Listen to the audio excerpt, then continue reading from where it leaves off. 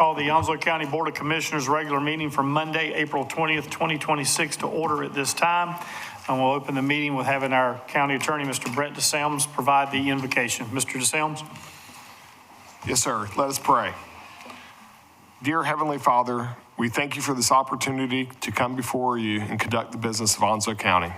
Lord, be with the commissioners in their deliberations and bless them with the wisdom and guidance as they address the items on tonight's agenda. May all we do this day bring you honor and glory. Amen. Now, with deep respect and reverence for the faiths, beliefs, and traditions of those gathered here tonight, please join me in a moment of silence.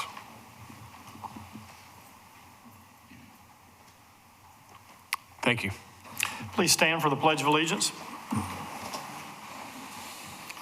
I pledge allegiance to the flag of the United States of America and to the republic for which it stands, one nation, under God, indivisible, with liberty and justice for all.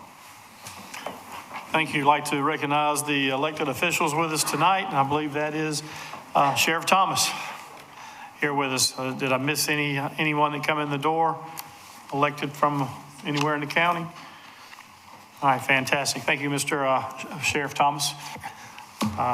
We'll move right to asking everybody that's in attendance to please set your cell phones to silent or vibrate. And we'll move right to item 1 and a motion to adopt tonight's agenda. We have a motion and a second. Any discussion? Hearing none, all in favor signify by saying aye. Aye. Those opposed, hearing none, motion carries. Approval of items on the consent agenda. Are there any board members with questions or concerns about any item in the consent agenda? If you do, we can have that removed to the agenda. If not, we need a motion to accept. Motion to approve. Second. We got a motion and a second. Any discussion? All in favor of the motion signify by saying aye. Aye. The motion carries. We'll start item 3 tonight, which is proclamations, and we'll start first with the Vietnam Veterans Recognition Day. And we'll ask that Commissioner Paul Buchanan present this proclamation. Thank you. It's my honor and pleasure. Whereas we honor more than 3 million Americans who served in the Vietnam War and pay tribute to those who lost their lives, and we reaffirm our dedication to showing a generation of veterans the respect, the support, and a grateful nation. And whereas Onslow County military personnel reported for duty during the Vietnam War, wearing a story of patriots who braved the line of fire, who cast themselves into harm's way to save a friend, who fought hour after hour, day after day to preserve Americans' liberties. And whereas thousands of service members returned home burdened by the visible scars as well as the invisible wounds of post-traumatic stress, Agent Orange exposure, and whereas we bear witness to more than 58,000 names etched in 2 faces of black granite in our nation's capital, a lasting memorial to those who bore the conflict greatest cost. And whereas today we reaffirm one of our most fundamental obligations to show all have worn the uniform of the United States the respect and dignity they deserve, to honor their sacrifice by serving as well as serving us, to let them know we are grateful for their service and their sacrifices. And whereas Onslow County, North Carolina, Department of Veterans Affairs, grateful for the strength and service of our Vietnam veterans, and we honor their proud legacy with our deepest appreciation. Now, therefore, proclamation, the Onslow County Board of Commissioners declares April 25th, 26 as Vietnam Veterans Recognition Day, and Onslow County encourages all citizens to recognize the valor, sacrifice of our veterans through appropriate public and private ceremonies and gestures, presented the 20th day of April, 2026. Representatives from Onslow County Veteran Services and Onslow County Marine Corps League 262 will receive this proclamation. If you will join Commissioner Buchanan at the microphone, gentlemen and ladies.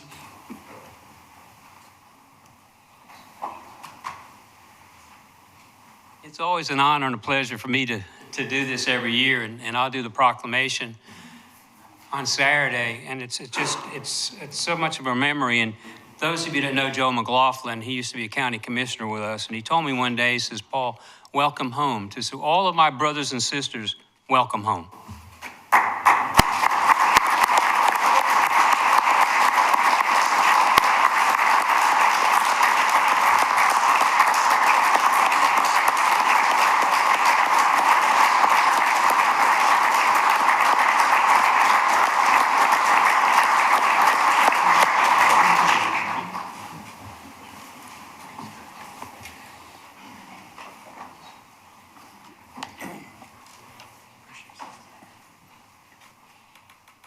Thank you, Commissioner Buchanan. Thank you for all your service, and as Commissioner Buchanan said, welcome home.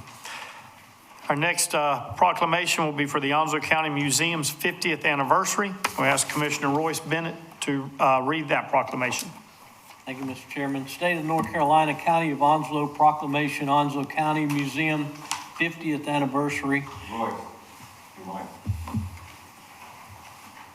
Okay, thank you.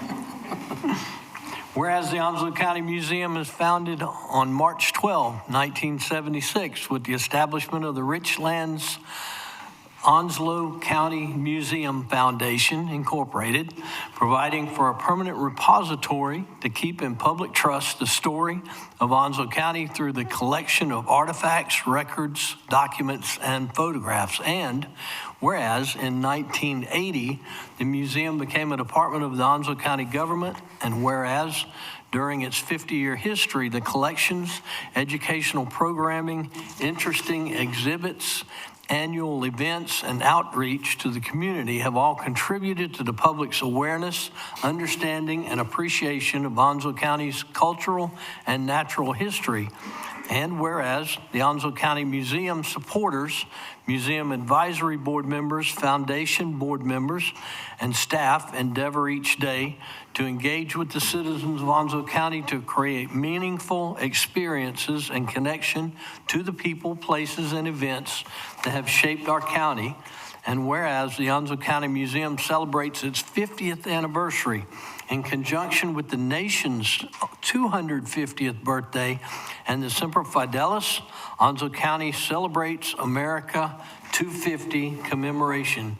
Now therefore be it proclaimed that the Onslow County Board of Commissioners proclaims March the 12th, 2026 as Onslow County Museum Day in recognition of Onslow County Museum's 50th anniversary, presented this 20th day of April 2026. Representatives from the Onslow County Museum will receive the proclamation. Ms. Lisa Grice, our director, and her team will join Commissioner Bennett at the microphone.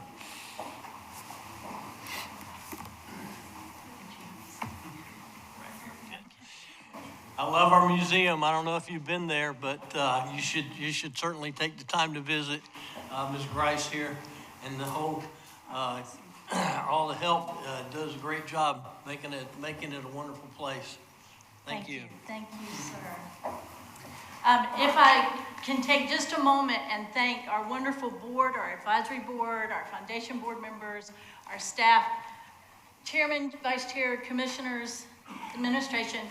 These are some awesome folks who love the story of Onslow County. And we thank you all for supporting us and visiting us with us. And of course, this year we want everybody to have a beautiful 50th birthday and 250th birthday. That's right. Thank you. Sir.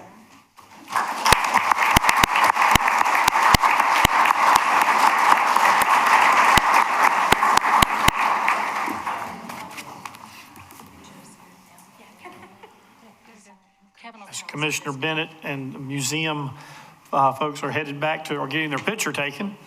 And then they'll go back to their seats.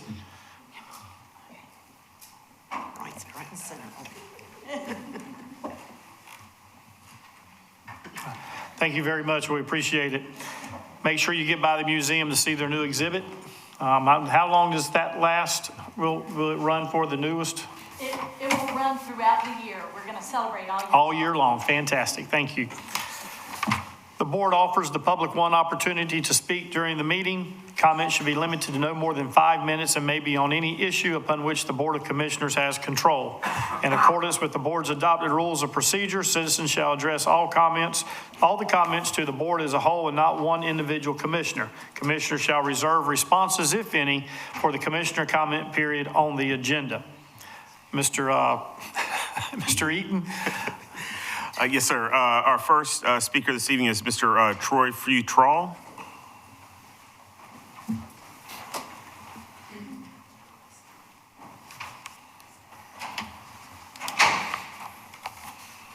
I apologize for my voice today, but anyway, I've got some allergies.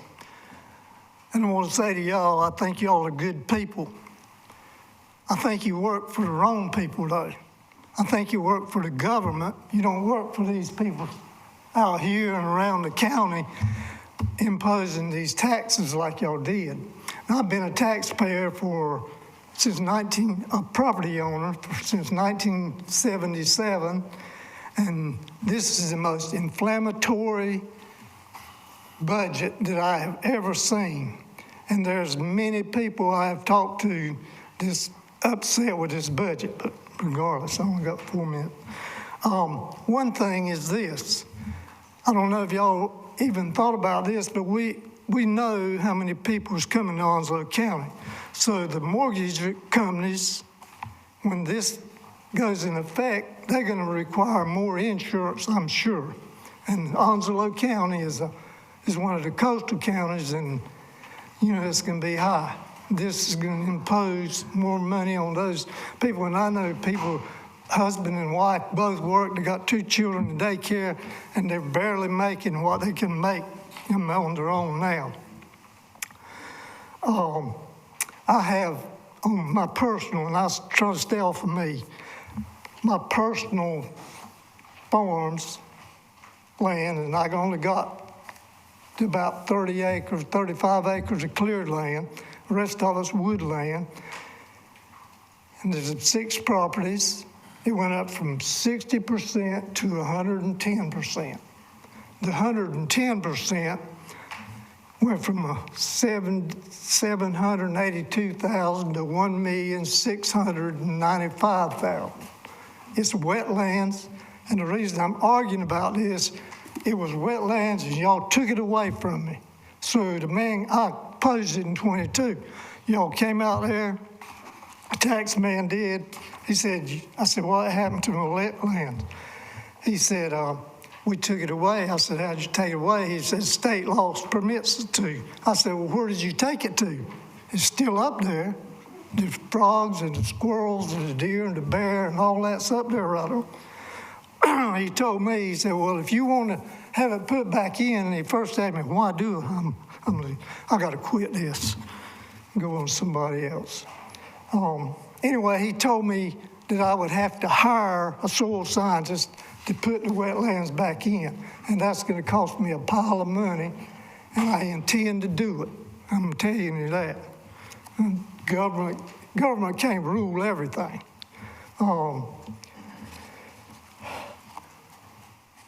I see y'all bought some more property over here, 24 acres. I believe you paid $72,000 an acre for it, for another complex.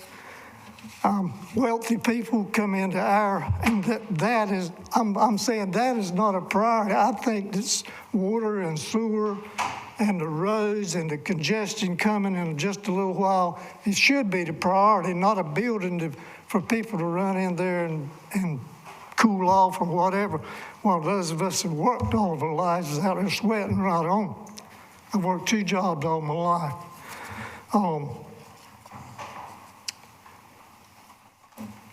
So, not long ago, a man came over there and bought 800 acres of our hunting lands. He paid an unreasonable amount of price for it.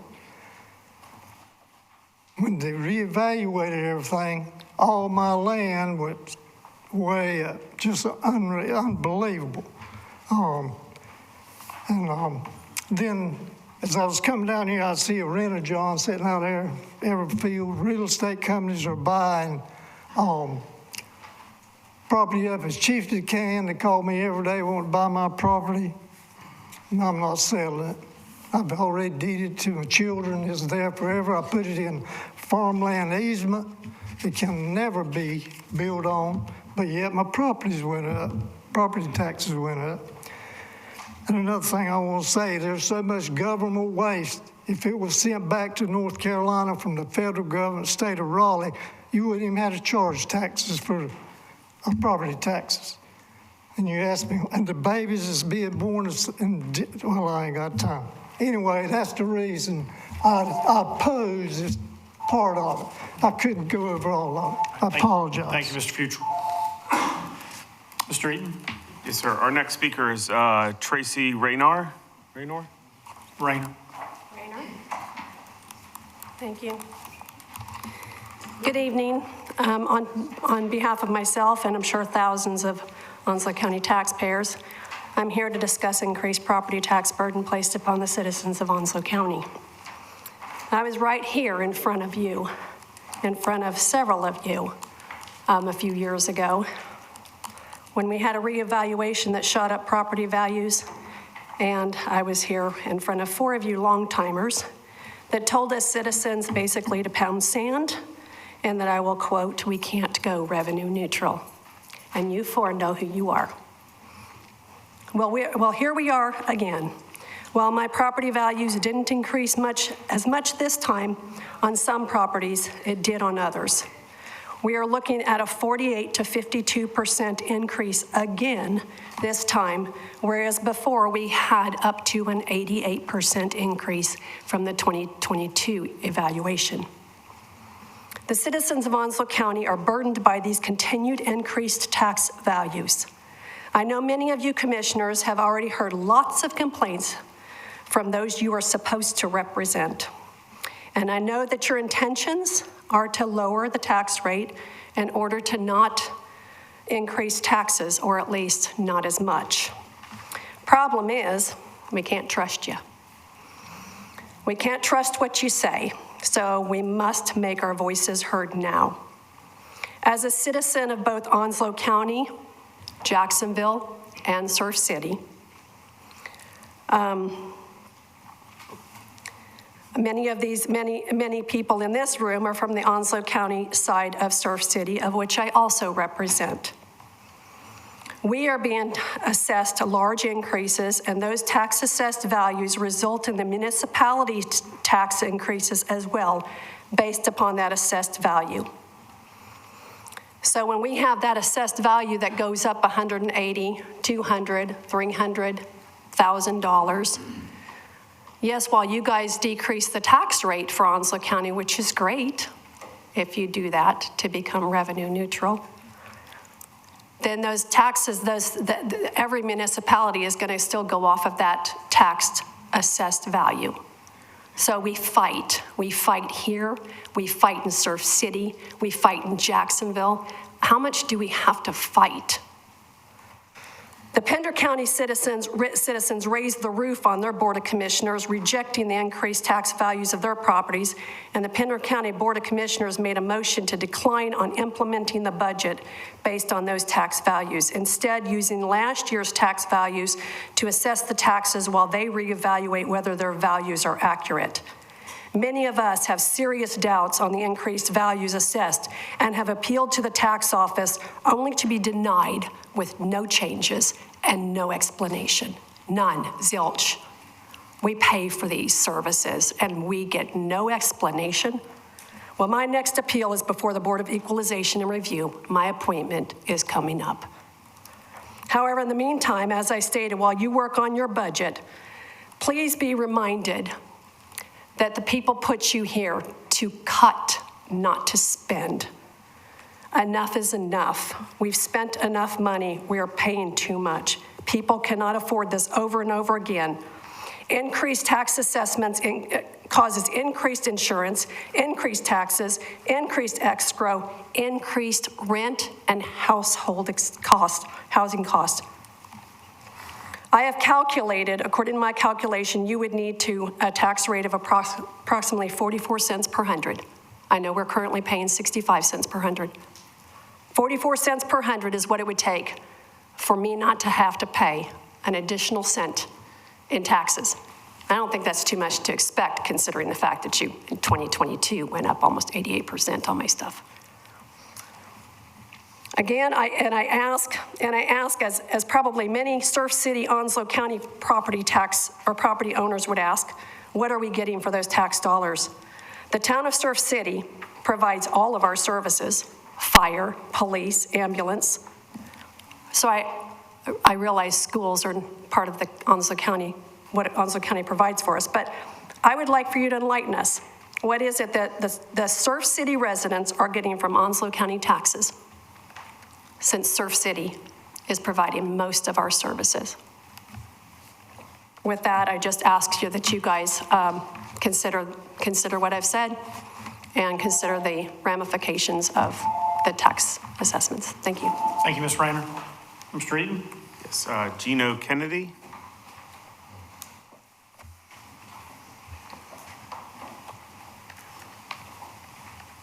Good evening. So I'm here she brought up some great points just now. I live in Surf City. I also did the assessment with no explanation, denied. And what I'm seeing happening in general is I see a lot of people that's worked hard their whole life. They've finally gotten their dream property, whether it was passed along in inheritance or they bought them a place at some point in time and they're retired. They're on a fixed income.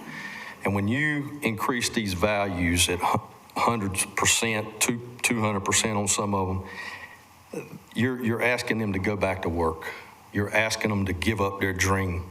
You're asking them to sell and go out. And when they go out, let me tell you, they're the salt of the earth of the island. They're from here. They're either a county over. They've lived here their whole lives, and they finally made it. They're where we want to be someday. And when you assess this on them, they've got their money set aside for insurance, taxes, and they live comfortable. We pay more money on Surf City just because just as soon as you cross that bridge, it's 20% higher, whatever you buy. Okay, you can find a deal here and there if you look hard. But that's the people you're pushing out, and you're making them get back in the game, get back to earning. I'm still earning. I'm 54 years old, I'm still earning. And yeah, I can handle it, but I don't like it. I don't like what's happening to these people and the people that's replacing them, they're, but just not the same. And they know people, they go to the store and they talk about it, they vote. These people vote, and they're upset, folks, I'm telling you. Taxes are one thing. I know you never hear much good positive about it, but Pender County, they saw the writing on the wall. They want to stay where they are. They don't want to have all these people voting against them, but it's going to happen. And I noticed some of the property values. What we're having on Surf City is properties that have been in between $700,000 and $1.2 million. They're sitting there. I've got houses, couple houses down, nice homes.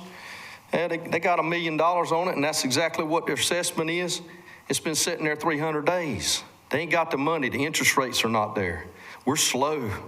And then Surf City's piggybacking on what you have done with the taxes, and they're hitting us double whammy. They're double whammying those same folks I'm talking about. So I'm just here to tell you that when you work your whole life, I've been in business for myself 32 years, and I've worked hard, and I've gained a lot of things. More money, more problems, right? That's what they say. And it's true. But when you see these good people, when you spend time with them and you eat with them in these establishments all around, you see that they're real. They did what we've done, and they're here, and you're pushing them out. And we're not getting anything better coming in. I'm telling you that. So we're asking you to be real, to listen to us. Be like Pender County and figure out a way to get us forward over this, because it's just not right. We have a lot of tourism and all that kind of stuff, but it doesn't seem like that's footing the bill. It seems like it's on our backs.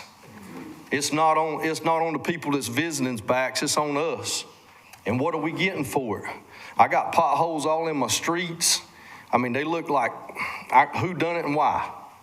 And we could get a whole lot more, but I just don't see it happening. Okay, so. I just plead for more or less for the folks that are on fixed incomes and they finally made it. I want to say that about myself one day. I finally made it. I don't want to have to worry about this thing. And in order to do that, my son says, "Daddy, you got to make so much money it don't matter." But it does matter. To some of these people, it really matters. And I'm hustling. I'm trying to do what my son says, make so much money it don't matter what mama does. It don't matter what I do, Daddy, but it does matter. Because I know how I got it. I got it the hard way. I'm a hustler. And I know what I see. And I hope that you guys can see the same things. Because if you don't, they'll go to the polls with it. Trust me. Thank you very much. Thank you, Mr. Kennedy. Mr. Eaton? Yes, next up is Ari Rakowitz.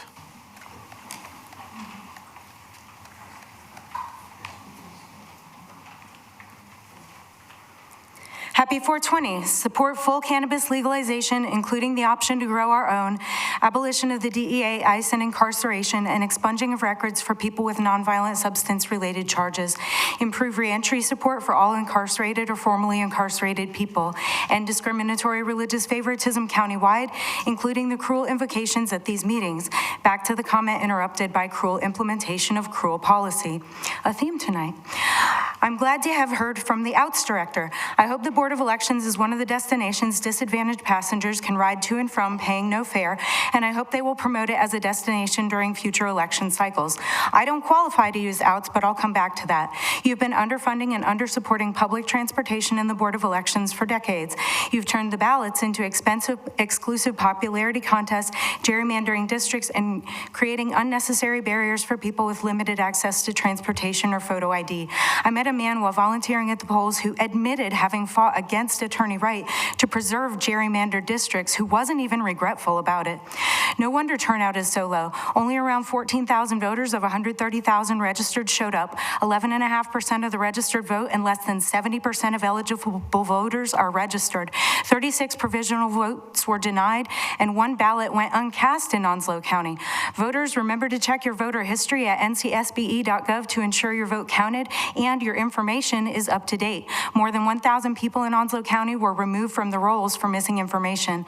And community leaders and members within and beyond local government, stop perpetuating and intensifying hostile conditions toward marginalized peoples, and revise your policies, procedures, and implementation to promote sustainable unity through diversity in a kinder, more inclusive community.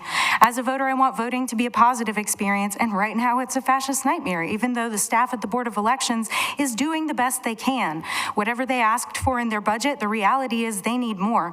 Voters need ADA ballot compliant access for all voters, physical polling places within reasonable distances of their homes for early voting and election day, digital absentee ballots available to all in addition to the paper option, issues and ranked choice voting on every ballot, and end to gerrymandering and a voting holiday in addition to well-supported and supplied staff. The Board of Elections should not have to pay for Sheriff Department escorts.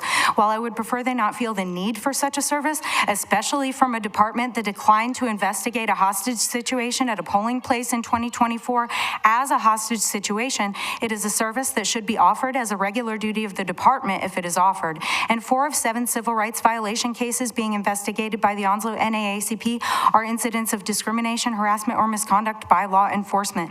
That's 4 too many. While I appreciate that the sheriff and deputies have been kind about carrying out your orders to silence me, we're on live TV. What happens out in the community is a different story that seems to sometimes go untold in local media. I hope government coercion of media is not an additional violation of our First Amendment rights locally. I do not qualify to ride Outs because the website states they require a phone number and scheduling by phone. An address also seems required. I did not attempt to set up an account, so maybe they would accept something like Housing Insecure for the address and all 9s for the phone number to set up an account.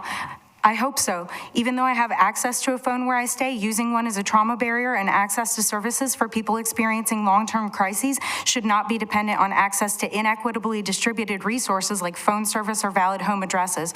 Homes for all, not hostile conditions for people experiencing homelessness or housing insecurity, and affordable housing no one can afford.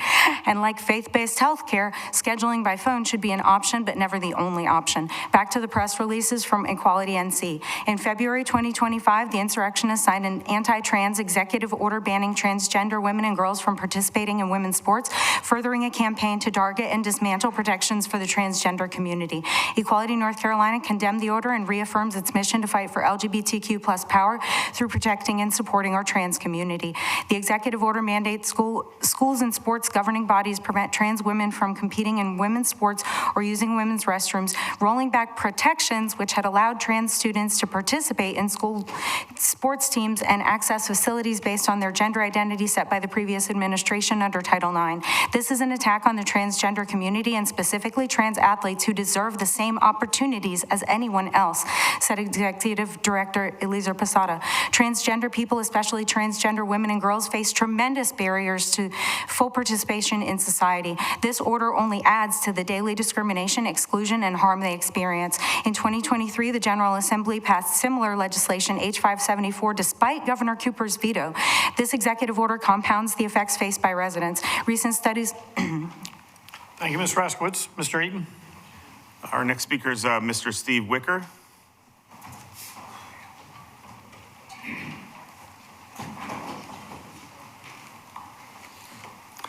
Good afternoon, Commissioners, Chairman Foster, Commissioner Carpenter, Commissioner Davis, Commissioner Paget, Commissioner Knapp, Commissioner Buchanan, and Commissioner Bennett. I want to thank each of you as a citizen of the county of Onslow for your service to our county, for your dedication, for the hard work and the long hours that you put in to do what you were elected to do.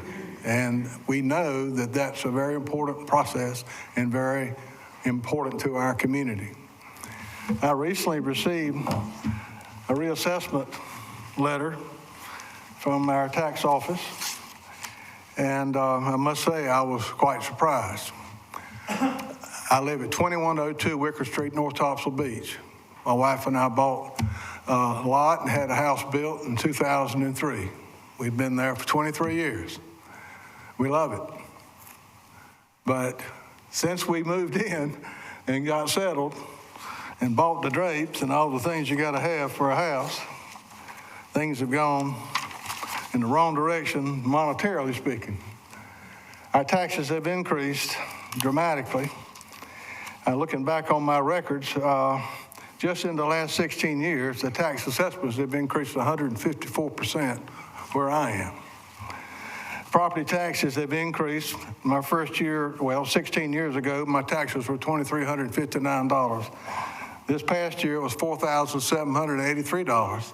And I signed up for the pay in proportions based on my fixed income as a retired individual and my wife on Social Security as I am. And we made it work, but we had to cut out some things. We had to do without some things. We had to tighten the belt, so to speak. That increase just in those 16 years is 103%. The new assessment proposed represents, instead of $444,000, $660,000, or a 49.7% increase in 4 years. I don't know what the tax bill looked like. I know that's not been decided. I know several of you, as I've listened to your comments, favor either a revenue neutral approach or certainly get the pocket knife out and trim some things. We got to do something, and it's got to be pretty dramatic. In the course of time, I've paid this county $49,214 in real estate taxes. I sure would like to avoid having another increase of any magnitude, but certainly understand that there are things you've got to consider. I appealed the assessment, and as some other people have said, the preliminary, or as they call it, they got a name for the first step of the appeal, was denied. And so I'll set up an appointment, or will, for the meeting with the Board of Equalization Adjustment to look at it a little further. I did the same thing in 2022, and they were kind enough to provide a little adjustment, and I appreciated that. The online appeal process, we got the notice out February 20th, gave you 30 days till March 20th to get it in. Get everything done that you were going to do. If you had an appraisal, it all had to be online, downloaded, and all the things that are required there. For some of us, the internet is something we have every day. But I'm sure there are a lot of folks in our county that don't have internet access, or if they do, they don't have the computer technology or the wherewithal needed to create the proper downloads and get the documentation in place to the county tax office on time. A little more time would have been much more helpful, and I see other counties are providing perhaps a little more time than 30 days. It creates a hardship for some, especially for many of our senior citizens, one of which I am, but I managed to get it done, but I couldn't get it to download. So I got in the truck and I drove over here and hand-delivered it on the deadline before 4 o'clock. And then I could rest easy that evening. The concerns I have in my remaining 21 seconds is that you got a tough job, and I appreciate your extra efforts. Please do all you can to reduce our tax bite, because it's going to be tough. I know it is. Thank you. Thank you, Mr. Wicker. Mr. Eaton?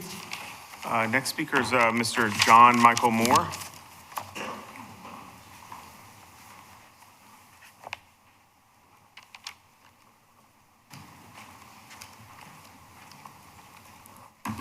Wow.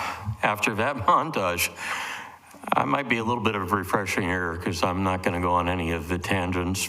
Valid, many of them, some not, because I know what is happening behind the scenes in this day and age of $1 million fire trucks that used to cost just over $75,000. Firehouses that cost $3 million when we could build them for $300,000 just 12 years ago. We're in an impossible age when ambulances cost $60,000 to $200,000 when we used to be able to get them for $35,000. Those are the realities you're hit with, along with the state requirements of everything they tell you have to cover, from increased school costs to, let's face it, there's a myriad out there. And unfortunately, it's a difficult challenge. So I'll be praying for all of you because I think you've got the toughest job in the world. There are things that I've fronted some of you, eventually we'll get to, but now's not the time for that. I came for something else. First and foremost, before I say anything, I want to thank our Vietnam veterans who gave much more than just their service in the military. I'm looking at the guys that are out there. Some of them helped me do some pretty amazing things in this county. And there's not a person on this board that doesn't know what the Lancers is and has done over the last 28 years in this county. From Operation Deployed Santa to the Veterans Fund Days to the help we gave after 3 different hurricanes. And never once did we ask for anybody to pay for our services or to cover our cost. And never once did we ask the county for one dime. We never will. We just recently began a new project. Many of you remember the old Dunn Farm where we used to do our first Veterans Fund Days out in Halls Run. Mrs. Dunn has made us an incredible opportunity. And so we have launched Dunn Farm and Victory Gardens. And this Saturday, the 25th, we are doing our 3rd planting out there. All first responders in the county that want to volunteer and help are invited. Anybody who helps to provide the vegetable seeds, plant the seeds, helps to water, helps to care for the gardens, gets to take benefit of a harvest once the harvest comes. But it is for first responders and veterans that are in the Lancers. First responders, as you know, we made every member of our first responders in the county eligible as Lancers, so they're already in the blanket. But I'm inviting them to come out this Saturday to help us plant a few seeds.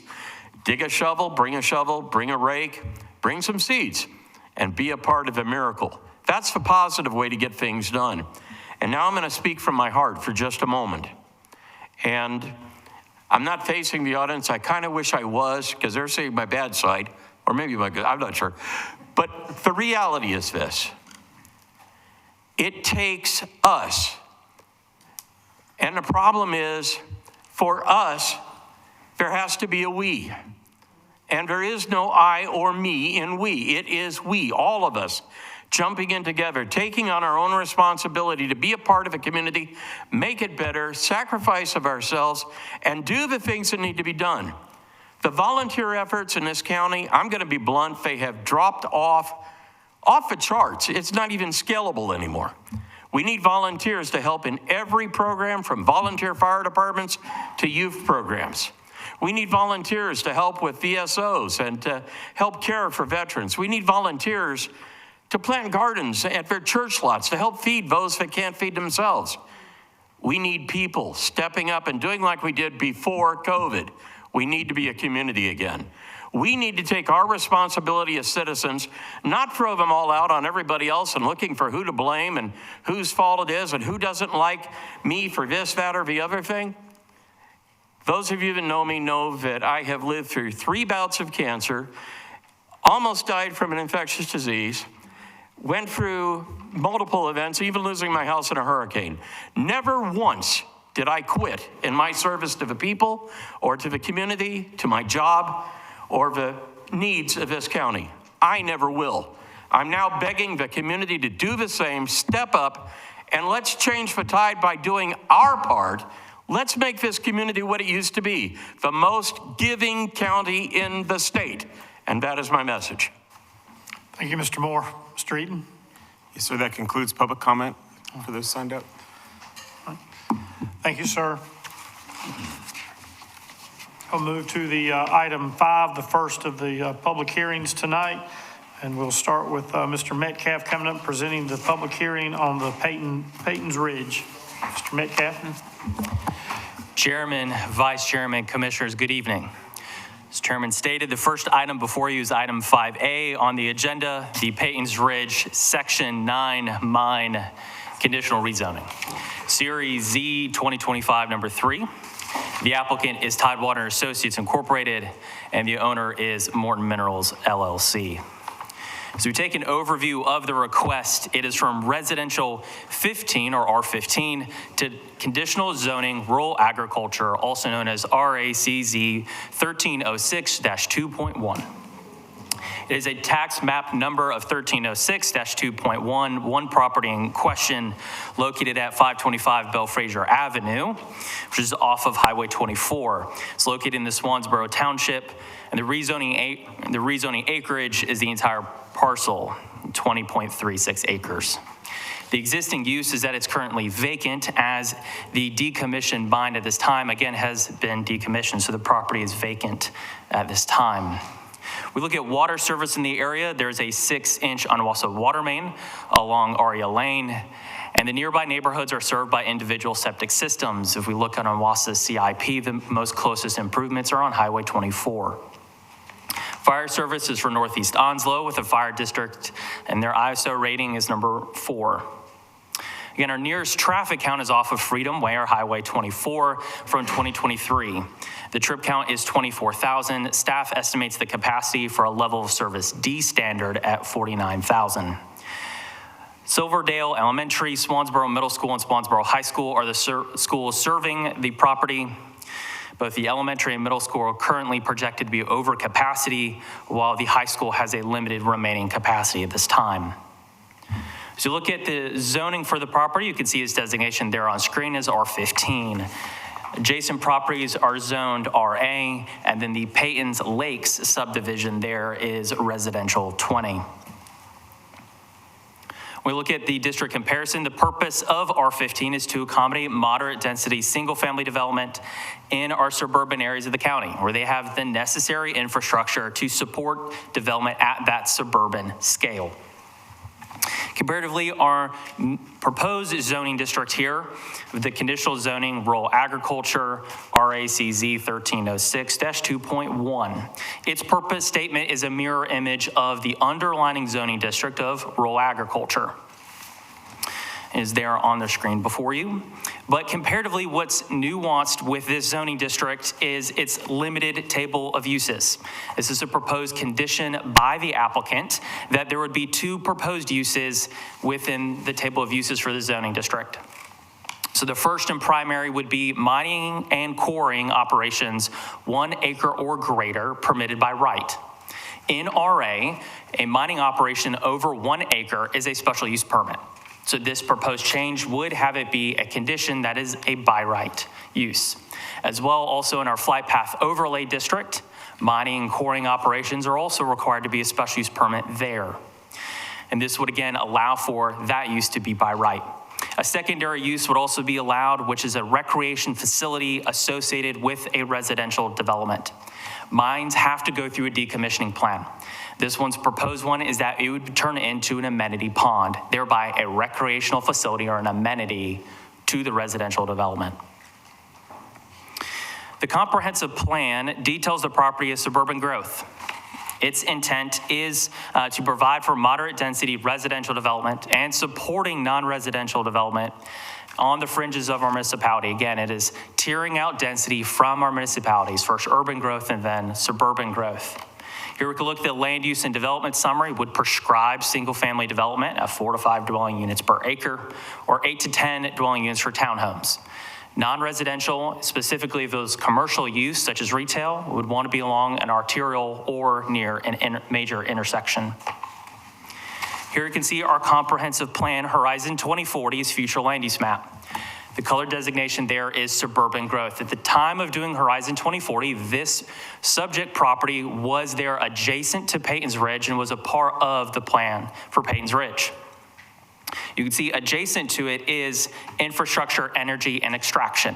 That would be the designation for a mining operation. So if the board were to approve this rezoning, it would result in amendment to the future land use map. It would be given the IEE designation, because adjacent is the Swansboro wastewater treatment facility and also an Owasso well site. So infrastructure, energy, and extraction, for infrastructure extraction such as mining, or for example, solar farms as it relates to energy development.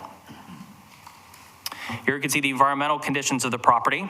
There are no blue line streams on the property, no regulated flood zones, and there are no wetlands as delineated by the site plan prepared by Tidewater and Associates submitted in your packet. The property is in the flight path overlay, and that overlay district is to promote the compatible use of land in areas subject to frequent low-level military aviation training operations. Specifically, there are a number of uses that are called out where there are additional standards as it relates to those to ensure they're compatible with those low-level flying military training operations. When we look at reasonableness in the public interest, Objective 2.4 could be seen as supporting. There are 2 schools within the area that would serve this property that are over capacity. Having less residentially zoned property means less homes, therefore less potential kids in the school system. Therefore, we look at partnering with the school system not only on the new allocation of sites, but also in land use decisions such as before the board. Objective 6.3, encouraging industrial and economic development in appropriate locations, is a policy that would both support and not support today's proposal. Under each objective, there are strategies of ways we carry out these objectives. One strategy of 6.3 is that Onslow County has a pro-business, pro-growth attitude. Sand is necessary for construction. It is very useful in leveling out and stabilizing development. Therefore, sand mines are a part of how the county grows. Now, non-supporting objectives are as follows. Objective 1.1, the proposal does not align with the current future land use map and would require us amending the map. That decision is the board's and the board's alone. Objective 1.2, we want to proactively manage growth and guide development to areas with existing or planned infrastructure. There's a cul-de-sac from Peyton's Ridge to Paleo Tree that dead ends right at the subject property. It is adjacent to existing infrastructure, both in roads and water lines. Objective 1.4, sand mines, specifically mining quarrying operations, are one of those uses that are called out in the flight path overlay. While Camp Lejeune has said they anticipate no conflicts, it is a use that could result in potential. Again, potential. Camp Lejeune has said they expect no conflicts though.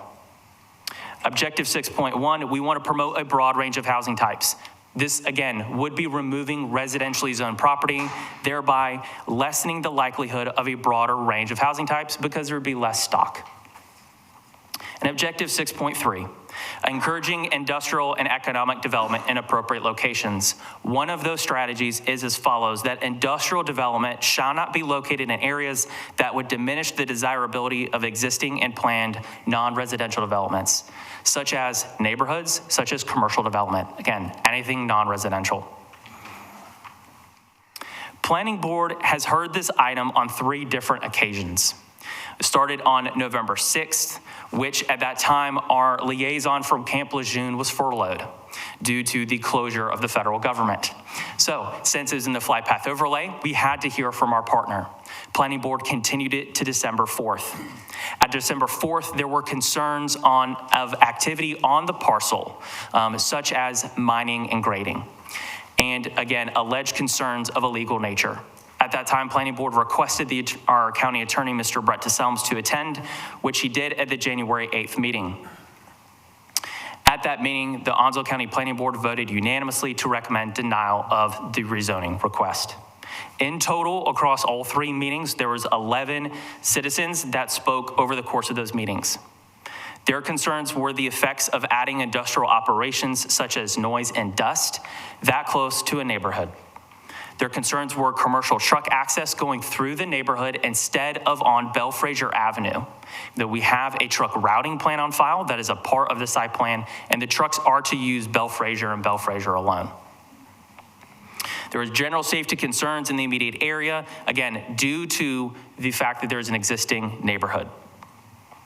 Our liaison from Camp Lejeune was able to attend our December 4th meeting, and he stated that there were no military impacts presented at this time because of the standards in our Onslow County zoning ordinance, which are there from our partnership in working with Camp Lejeune. There were concerns about a violation on the property. Staff have looked into that. It was discussed at January 8th. The violations cannot be a part of our determination. We have to look at the merits of the case alone and what we're allowed to by 160D standards. There is grading that is going on the property, which is covered by a soil and erosion control permit related to Peyton's Ridge Section 9. It was a part of the original Section 9 scope, and therefore there is soil and grading activity to take sand from there to the adjacent development. Any further relations on what is going on in the property, I would certainly defer to the property owner to address those though. Here you can see the adjacent subdivision of Peyton's Ridge, as well as the other adjoining uses. Some of those lots on Tupelo Tree Drive, Wild Azalea Way, while on these aerials from when they were taken appear vacant, there has been construction on those lots, and the County Planning and Development Department has issued CO on a number of those homes. Here you see a closer look on the property. There was an existing mine permit, which was issued in 1987. It was correspondingly closed, though, in 2001.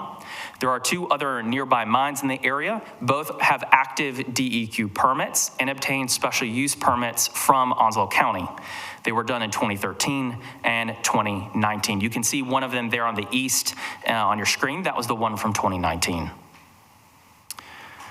The Planning and Development Department has done copious work in ensuring notification of this rezoning, both its time through Planning Board and for tonight. This is the sign that we've posted to satisfy the legal requirements, which is off of Highway 210, off of Belfraser Avenue. It's the closest right-of-way that is commonly used, so we posted for tonight. However, it's not the most easily seen if you live in Peyton's Ridge. So we posted one inside of the neighborhood there along REO Lane and Misty Pond, a common intersection within the subdivision, as well also at both entrances to the subdivision. And again, our signs are 3 foot by 4 foot, so they're quite large. We also notified for every single planning board meeting and as well for tonight. So in total, I think we've posted like 15 plus signs. Here is the site plan. Before you have a larger copy that is provided there in your packet. You can see on there, there's two different symbologies I just wish to call attention to. There is a lighter one, which is the existing mine area, and then the darker hashing, which is the proposed new mine. This is a conditional site plan, which is only required to meet certain lower specifications in order for the Board of Commissioners to make a land use decision on that application. There is, again, our basic kind of conditional site plan requirements. This will go back through a major site plan review, which is a more thorough look by staff to ensure other notation and documentation, again, if the board approves it tonight. As it is a conditional rezoning, there are a number of conditions that are proposed at this time.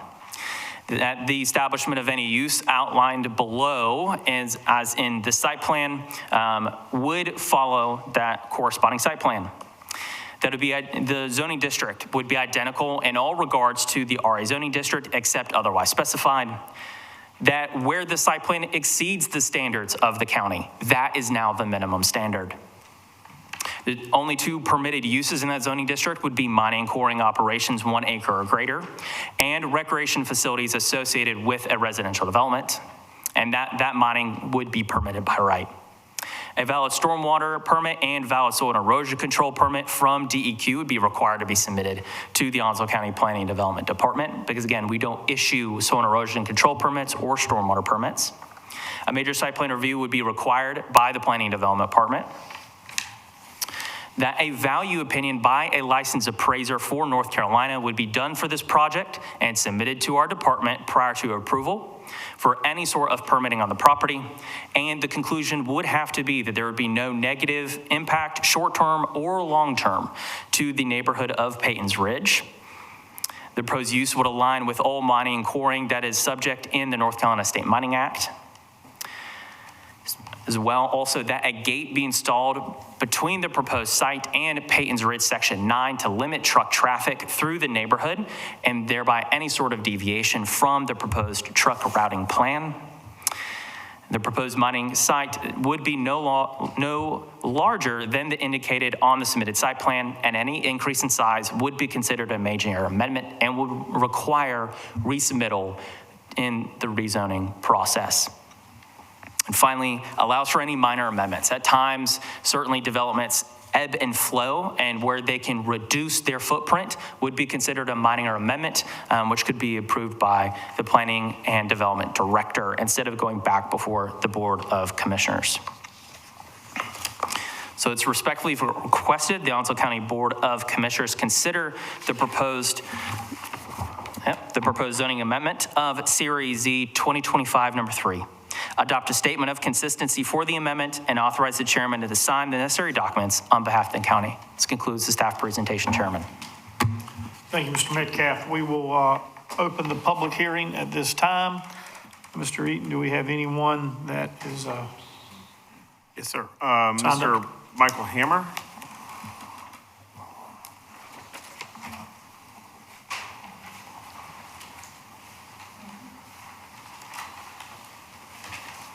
Good evening. Appreciate the ability to talk.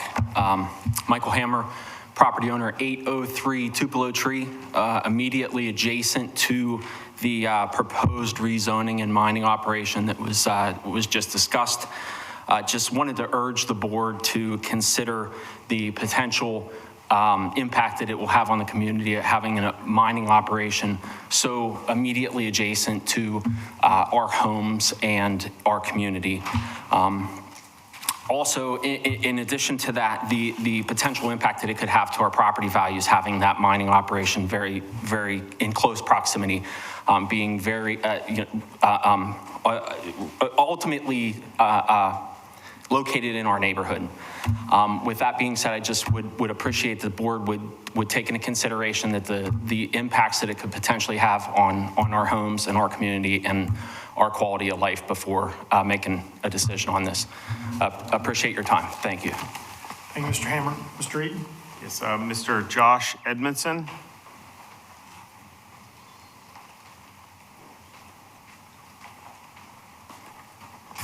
Good evening, board. Josh Edmondson with Tidewater. I'm here representing the developer. Again, we are here because in this particular area, as you may see, there's abundance of sand minerals on this property and surrounding properties. They're essential for infrastructure construction, not only for what our developer is developing in Onslow County, but other developments in this area could benefit from having sand so close by. Another great thing is that this location provides us direct access to NC 24, which is a major corridor that we can travel and move sand, within the community without having to bring it from the outside. And again, there's just a need for this product due to positive development trends in Onslow County and specifically in this part of Onslow County. The request, we feel like it is compatible. Again, if you look around, we are asking to operate identically to how the other 3 mines are operating already. These mines were existing, the mines you see were existing prior to Peyton's Ridge construction beginning in this particular area, that mine to the east. And so they were developed around the existing mining operations. And again, the existing Fraser pit to the east, so the one you saw directly to the east, is actually going to be decommissioned here very soon. So we'll actually be removing one mine and just adding one back. And we do have an approved soil erosion permit. That's why we're moving dirt on part of the property now as part of the Peyton Ridge project. We're taking sand and using it in the current Peyton Ridge 9 development. I believe you have a copy of the value opinion from the appraiser. We wanted to go ahead and provide that. I just want to highlight a few things from that report from pages 3 and 4. First, that the analysis focused on facilities located within the immediate market area of the subject property, which provide the most relevant and directly comparable evidence of land use compatibility and market response.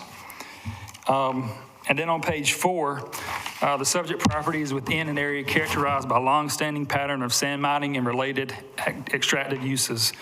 Immediately surrounding the parcel is several active and former operations, including Howard Mine, Barnhill Mine, and Howard Quarry, which are currently utilized for sand and aggregate extraction. Fraser Pit and Peyton's Pit, located within the adjacent Peyton Ridge subdivision, were historically mined and have since been successfully reclaimed as neighborhood ponds, providing functional amenities to residents. Howard Mine is currently active with new homes adjoining the operation, and upon completion is planning to be similarly transformed into a pond with amenities. These examples illustrate both land use compatibility and the coordinated reclamation practices of owner-developer, demonstrating that mining operations in the area have been integrated throughout with surrounding residential development. Research of sales transactions and historical tax assessed values for adjoining and adjacent properties reveal no measurable or negative adverse impact on property values resulting from existing mining or borrow pit operations. The evidence indicates that both active and reclaimed sites in the immediate area, including Fraser Pit, Peyton's Pit, and Howard Mine, have coexisted with surrounding residential without negative influence. Based on physical characteristics of the subject site, analysis of the surrounding neighborhood, and review of existing historical quarry and mining operations in the immediate area, it is our opinion that the proposed use of the property as a borrow pit sand mine would be in harmony with the surrounding community. If the project is developed as proposed and in accordance with Onslow County requirements and regulation of the North Carolina Department of Environmental Quality, the operation will not substantially injure or diminish the value of adjoining properties. And I will say, just to kind of summarize here, we have to go through a stringent review process through the state to obtain our mining permit. There we have to include plans for dewatering, dust mitigation, and also a reclamation plan. Part of that process involves kind of similar to you do here. For a public hearing, we have to provide notification to adjacent owners who are able to review the engineered plan and then make comment on said plan to the state mining office before any permits are issued, and they take that into consideration when using the permit. And also, just one other thing, we do intend not only to the gate for traffic, we do intend to place a berm around that portion of the property adjacent to residential. Thank you. Thank you, Mr. Stevenson. Mr. Eaton? Mr. Robert and Mrs. Margaret Padlow. Oh, no, we're not speaking. I'm sorry, I signed, thinking that was just a sign-in sheet. Oh, no problem. No worries. Mr. Elijah Morton.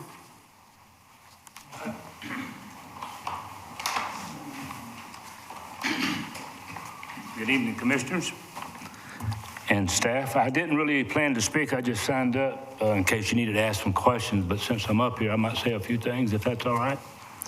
I'm Elijah Morton from Onslow County. I grew up one of 10. We started in the construction business 40 years ago, and I've dug over 40 mines in my lifetime.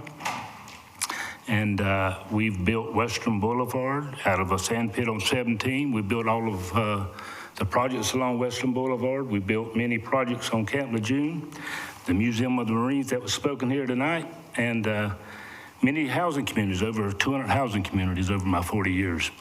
And you know, the key to all that was the sand pit. If you didn't have it, you couldn't have built it. So this is what we're asking to do tonight, one more sand pit. We've dug 6 already in Peyton's Ridge.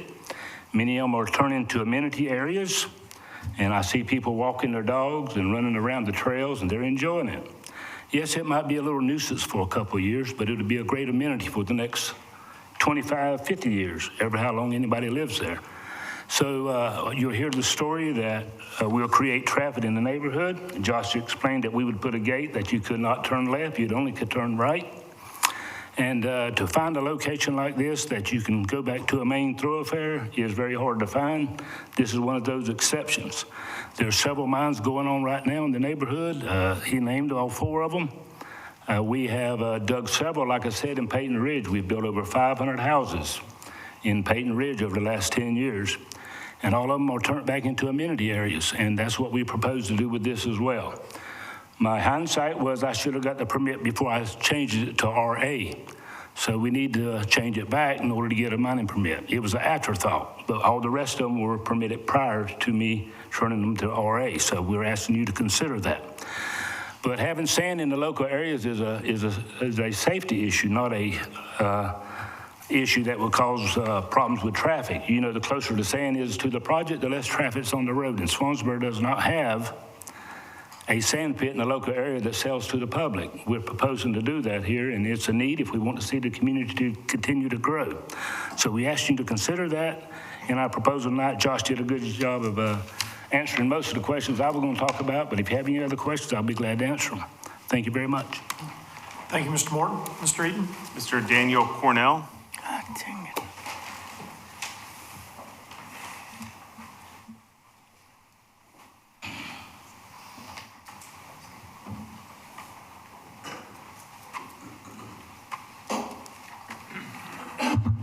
Good evening. My name is Daniel Cornell. I live in Hubert, and I'm in love with Hubert. It's my community. Industrial development shall not be located in areas that diminish the desirability of existing and planned non-industrial areas. Do I need to read that again, or we all got it? Good evening. We all understand why we're here tonight. This is a request to rezone this parcel to allow a borrow pit or mining use. So the question is not what this is. The question is, should it be allowed here and whether it should be allowed now? This parcel is currently operating under an erosion and sediment control permit issued in 2022 for residential development of Section 9. I reached out to the state and they confirmed a few important things. This permit is for subdivision development, not a borrow pit. A borrow pit or mining use would have to be explicitly shown and separately permitted, and it is not. And the approved plans do not allow for material to be transported off-site, specifically out of Section 9. So that creates a very clear framework. What is allowed today is land disturbance to build the neighborhood. What is being requested tonight is something different. That leads to a simple question. If this site is already permitted for subdivision grading, what additional activity is this rezoning intended to authorize? Why? Because the answer is expanded extraction, longer duration, or the ability to move material beyond the development. Then we are no longer talking about subdivision work. We are talking about a fundamentally different use. The second point is process and clarity. Residents have observed ongoing activity on this site, including loaded trucks leaving the development. I'm not here to make accusations, but given what the state has already clarified, I am asking for something on the record. Can the county confirm whether any material from this site is being transported off-site, not just off of Peyton's Ridge, out of Section 9?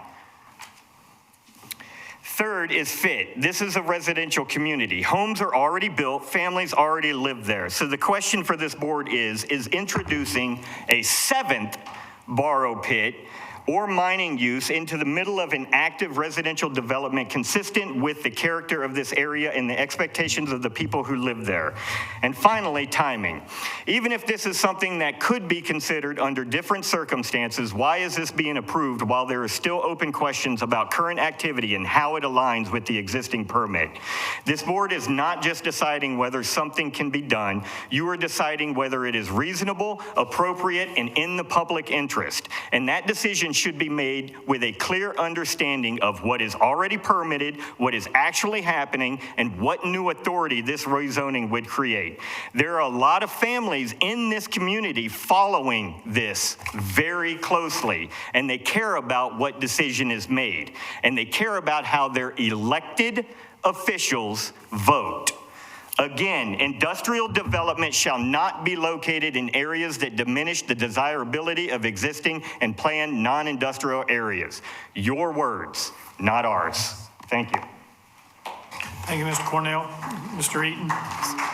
Our Ladies and gentlemen. Our final speaker is Gene Bracy.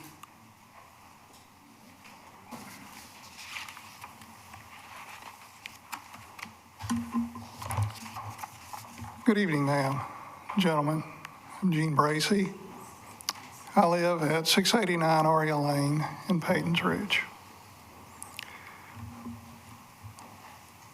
I think you are all homeowners, and I do hope that during the evenings you enjoy the peace and solitude of your backyard. I am North Carolinian. I grew up here. Sunsets and quiet are what I like. The planning board turned down the last request because it was incompatible with the area. You've all heard that this is a residential area. And you've all heard that Mr. Morton keeps digging, and digging. This will be his 7th mine operation. You've just been told there are going to be wonderful amenities that are associated with that. I invite you to go look at them. In fact, I encourage you to do so. You will find one of the mines/amenities actually is caving in on one side that took in part of a homeowner's property. Trucks come and go as they please. And if you will permit a slight departure from the subject, having lived in Paytons Ridge for 6 years, I can tell you without a doubt that I'm a prisoner there. I could sell my home. My daughter lives one door down with 3 grandchildren. We have no say-so in the homeowners association. That is all controlled by Morton. We have no say-so as to which roads are turned over to the state and which are not. To sit there and tell me that all of this is for the interest of Paytons Ridge, these mining operations, I'm extremely skeptical. I'm extremely skeptical of what is going on there, particularly the future. If mining operation is vital to the economic growth of this area, sure, I agree with that. But let's not forget one important thing. We live in the coastal plain. We're standing on a sand pit. There are other places. They may be not adjacent to Highway 24, but there are other places to do this in rather than a neighborhood that has already been through 6 of them. That is enough. Amenities, I would put to you a different name, mosquito pit. Please consider what is going on here. Adjacent to the property, and this is not something that you are going to take up, this is a series of silos. More than that, this is a feed mill. A feed mill in the middle of nowhere with an individual asking for the land to be converted to agriculture. What's he going to do with it? We don't know. What hog houses, what chicken farms, whatever. Finally, as you come into the entrance of Paytons Ridge, you'll see 2 lakes.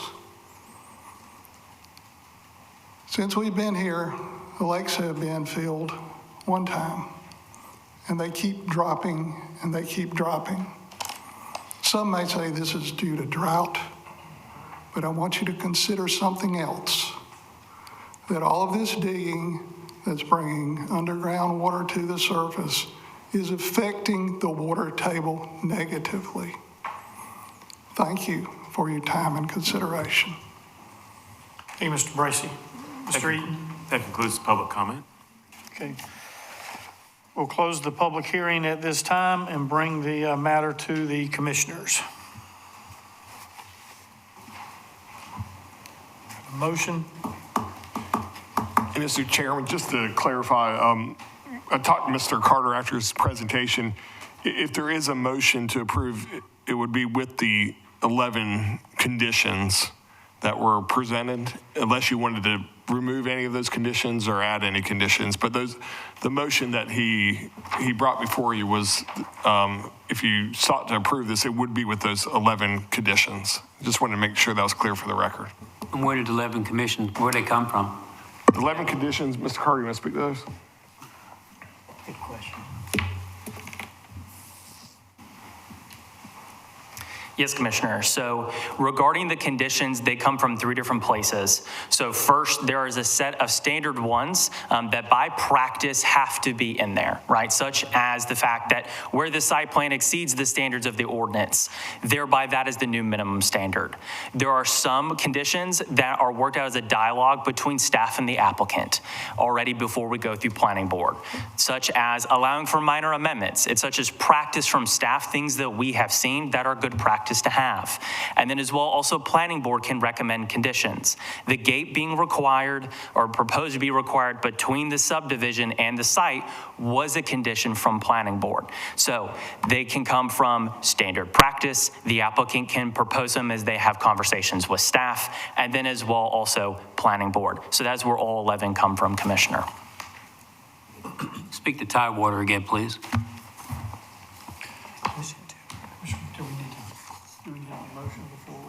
Yeah, you do. Yeah. My bust. Yeah. So we need a motion to either approve or deny. I had a motion to approve. Second. So we got a motion and a second.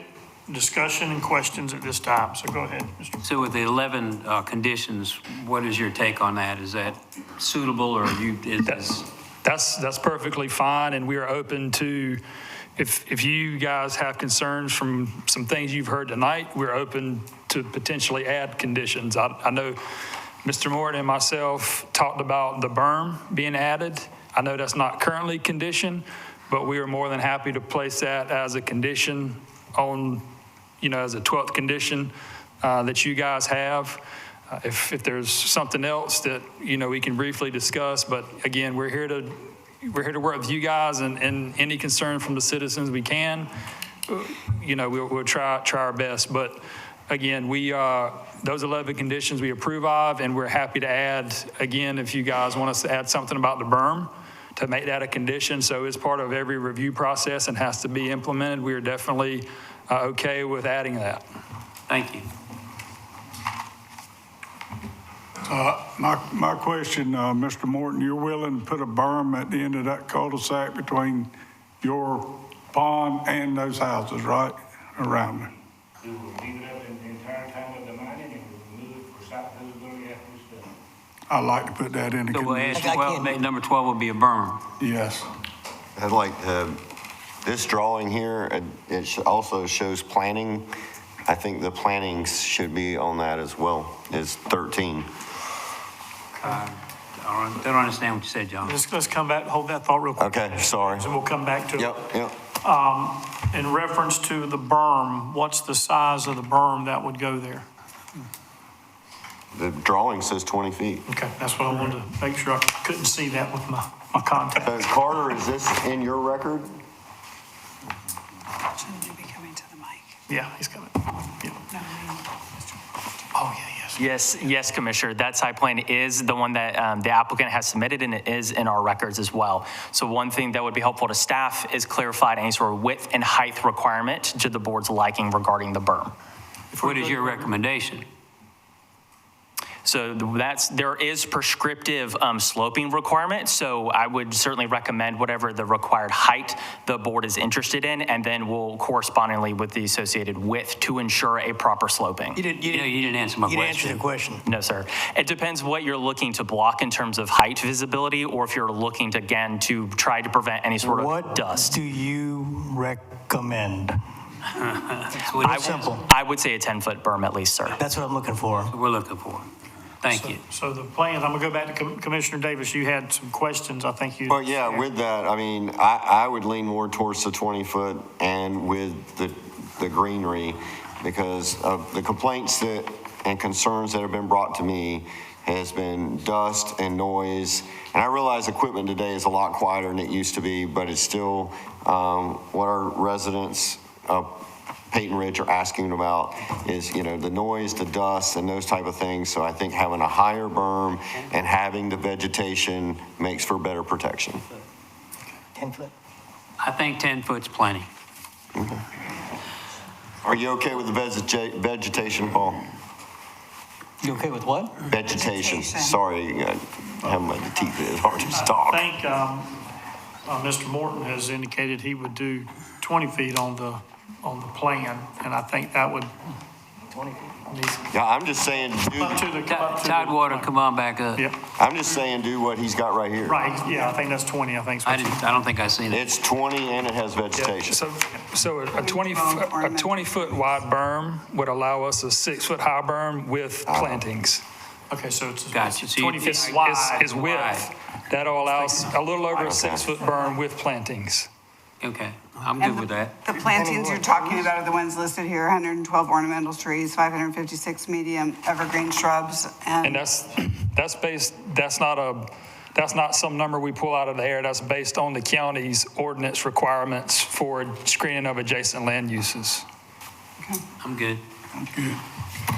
And they've jumped through a lot of hoops here to get to this. I just want to this point. A lot of hoops to get to this position. You're right. We've got the appraisal that says it's not going to affect the property values. I think one of the probably the most telling thing to me was I'm sitting here seeing that houses sold across the street from the pit just 2 months ago. So people are buying those houses. They want to live there. Apparently, it's nice enough that they don't mind living across the street from the sand pit. So, Can I say something? I just want to say something that's kind of related to this topic, but I just want to throw my opinion out there about certain things. Number one, this is why we have these public hearings, and it should be relinquished to the Board of Commissioners. That's important to me because it's important to you, it's important to us. We're the ones that answer to you. But I heard a couple of things. I just want to make a comment. It's not sometimes what you represent, it's how you present something. Because as I sit up here as a commissioner, we sit up here and we listen to opinions of people and we don't interrupt. But when you come to voice your concern, when I hear little subtleties in your voice, and I'm a pretty smart guy, I've been around for a long time, but when I feel like I've been talked down to or condescended, I never allowed that to happen to me when I was a cop, and I don't do it to other people. So I just want to throw that out there for advice. If you're going to present something to the commissioners, like this man right here, I can't remember your name, sir. You were very eloquent in what you said. I listened to you because you're extremely intelligent, and just the way you came across is very pleasant. Even though you voiced your opinion, I really appreciated what you said tonight. So this is the example I'm talking about, and the reason why I say this because it's been bothering me for some time. Because I try to be professional up here, and I don't care what your case is, yay or nay. But don't come up here with an attitude and be smart mouth and talk to the commissioners like we are stupid. Because we're not stupid. Many of us are retired and had careers, and believe it or not, we understand English pretty damn good. So I just want to throw that out there to you. And just remind that when you come up here, have the proper decorum when you're talking with your tone. Because immediately when you start talking in a condescending way, it gets turned off. And that's all I wanted to say. Thank you. Thank you, Vice Chairman. Mr. Metcalf, if you could come up, and then I think Mr. Padgett, have you spoke? Oh, sorry. Yeah, I don't see a problem. Okay. If he'll Mr. meet Davis, all you these spoke. Well, I would like to. I'm getting ready to hit him up with a few, and I'll let you ask a few. Yes, sir. Mr. Metcalf, I'm looking at the site plan, Yes, sir. and I'm noticing below the existing request, there's property there that's zoned RA and a mining operation. Am I looking at that correctly? Yes, sir. So that one is where, whenever the owners there want to do that, they can begin a mining operation. Is that correct? Other than getting the permits? So they'd have to come through the Board of Adjustment if it's not an existing mine. And again, that is the adjacent uses per the applicant's initial due diligence. That is verified through the major site plan process. Perfect. Commissioner Davis? Well, I was going to come back to the berm, and we kind of went back and forth. Carter, we asked for Carter's recommendation. Obviously, my apologies, I read the drawing, the 20-foot wrong, but Mr. Metcalf recommended 10 foot, so I would ask the board to consider taking his recommendation versus the 6 foot. If I may, Chairman, 6 foot is the minimum requirement for the ordinance. As well, also, what is prescribed here is a 20-foot wide buffer. Inside of that would be both a barrier, so i.e. a fence that is 6 foot in height, and plantings. So as our understanding at this point, that would be the buffer, except around the cul-de-sac where there would be a berm. At this point, 6 foot high, plantings is to remain. Is that the correct understanding for clarification? That's what I'm asking, is everybody okay with the 10 foot? Yeah. I'm real good with that. The 10 feet? The way it is. Were you, Commissioner Padgett, you saying the 10-foot berm? No, what? 6 foot? 6 foot. Okay. It's 20 foot wide. 20 foot wide, that's pretty good distance. So, and then the other part is, when you pull out of the mine, they have to go right out to 24, and there'll be a gate that keeps them coming back towards the development. And a means to maintain or keep the dust down, if I'm hearing that correctly as well. Yes, sir, that is one of the standards. And so to clarify the board's position, where would you like the plantings relative to this berm? As I want to ensure, do you want it between the adjacent residential development, or do you want to try to put on top of the berm? What's on the drawing? There is no berm here on the drawing, but how the ordinance does work is you have a barrier, such as a fence, and then the plantings is between the fence and the adjacent development. So the plants are always on the side of the neighbor whenever plants are required. So therefore, if it is the berm is the persuasion, we would recommend then berm and plantings between the adjacent development and the berm. Call the question. We are, but let's put the plantings on top of the berm, and let's see if Mr. Morton. Okay. Call the All right, so we'll call the question at this point. We had the motion and second. I just want to make sure the motion and the second incorporate those added conditions. Correct. That's correct. All right. Yes, sir. It's ready for a vote. Okay. All in favor of the motion signify by saying aye. Aye. Those opposed, hearing none, motion carries. At this time, I've had a request to take a break, so we'll take about a 7-minute break. What's that? Rick?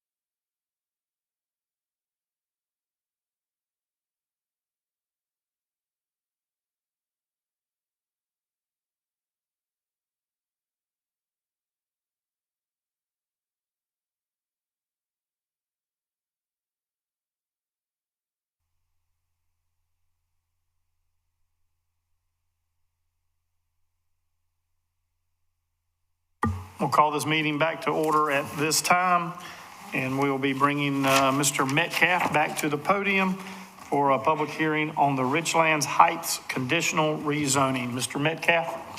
Thank you, Chairman. So item 5B, the Richlands Heights conditional rezoning of Series Z 2026 number 1. The applicant is Ward Construction, Inc., and the owner is the Richlands Jackson Ward LLC. An overview of the request for CREZ 2026 number 1 is as follows.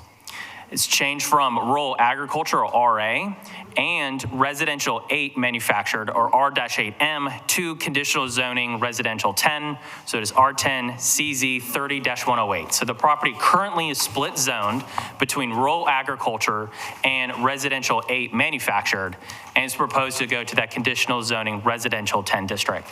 One tax map number in question, 30-108.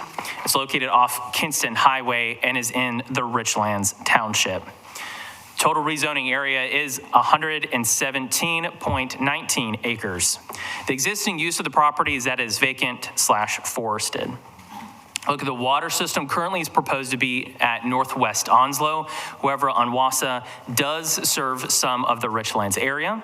The wastewater is proposed to be individual septic systems, and the nearby area is individual septic systems. Would defer to the applicant regarding their sewer intentions. But Onwassa does serve the nearby area, and according to their CIP, have proposed upgrades to their Union Chapel area. The fire service is for Northwest Onslow. Its ISO rating is 4.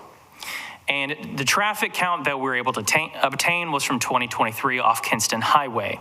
Our trip count was at 17,000. Staff estimates 35,700 capacity for a level service D.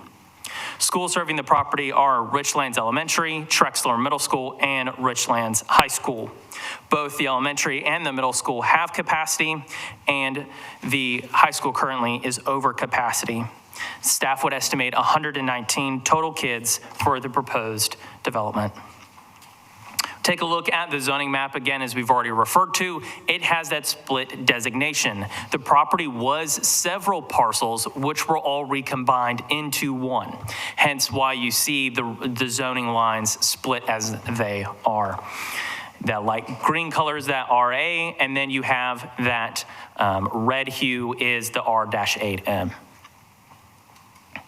As we look at the overview of the existing districts, RA's purpose is to maintain that rural development pattern that preserves the agricultural character of the county while accommodating the low-density single-family residential development and limited commercial uses. Again, that's supporting that nearby community. R-8M's intent is to provide for moderate to high-density single-family and multifamily development. R-8M is also a specific zoning district that we have for manufactured housing and as well manufactured home parks by special use permits. The proposed zoning district is the conditional zoning R10 or R10 CZ 30-108. And its purpose is to accommodate a moderate density single-family residential development of 259 units. Its lot size would be 10,000 square foot at a minimum, and its density would be up to but not exceeding 259 units, specifically of single-family residential only. One of the conditions is the removal of two-family homes and of multifamily. And then also the corresponding non-residential uses that would be associated with residential 10. The comprehensive plan identifies the property as suburban growth, and it's to provide for moderate density residential development and supporting non-residential development. Look at the residential intent of that future land use category. It's for densities of 4 to 5 dwelling units per acre, or for multifamily at a density of 8 to 10. Residential 10 as the base zoning district. So residential 10 is a corresponding category to the suburban growth future land use designation. Here you can see the future land use map from Horizon 2040. As we look at Richlands is in our southeast corner, and you kind of have that suburban growth category as we go out Kinston Highway. And then as we again kind of at that intersection of Coons Fork Road, As we continue towards Blvd Highway, we've now transitioned to that rural residential pattern. Again, closest urban density or suburban density in this case, we want it closest to the town where services are closest to be provided to. Here we're going to look at the environmental conditions for the property. Here there are no blue line streams located on the property. There are no regulated flood zones, and any sort of wetlands are designated on the site plan, which has been provided to the board along with the residential layout. Here you can see there are some nearby voluntary agriculture districts as a requirement of the Onslow County subdivision ordinance to designate whenever they are within a half mile of a proposed subdivision. That's added on the plat, and so you can see there to the west there are 2. When we look at reasonableness and in the public interest, it can be considered reasonable because residential 10 does align with the suburban growth category. Therefore, our future land use map aligns. We want to proactively manage growth and guide new development towards where we have capacity. There are a number of infrastructure elements that have capacity in this area. Objective 6.1, we want to promote a broad range of housing, adding additional residential zoning, such as 117 acres, does provide for the additional opportunity to have a broader range of housing. Now, the non-supporting objectives, 1.3, we want to preserve our rural landscape.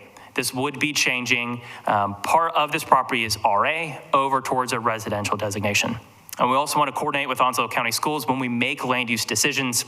The high school currently is over capacity this time.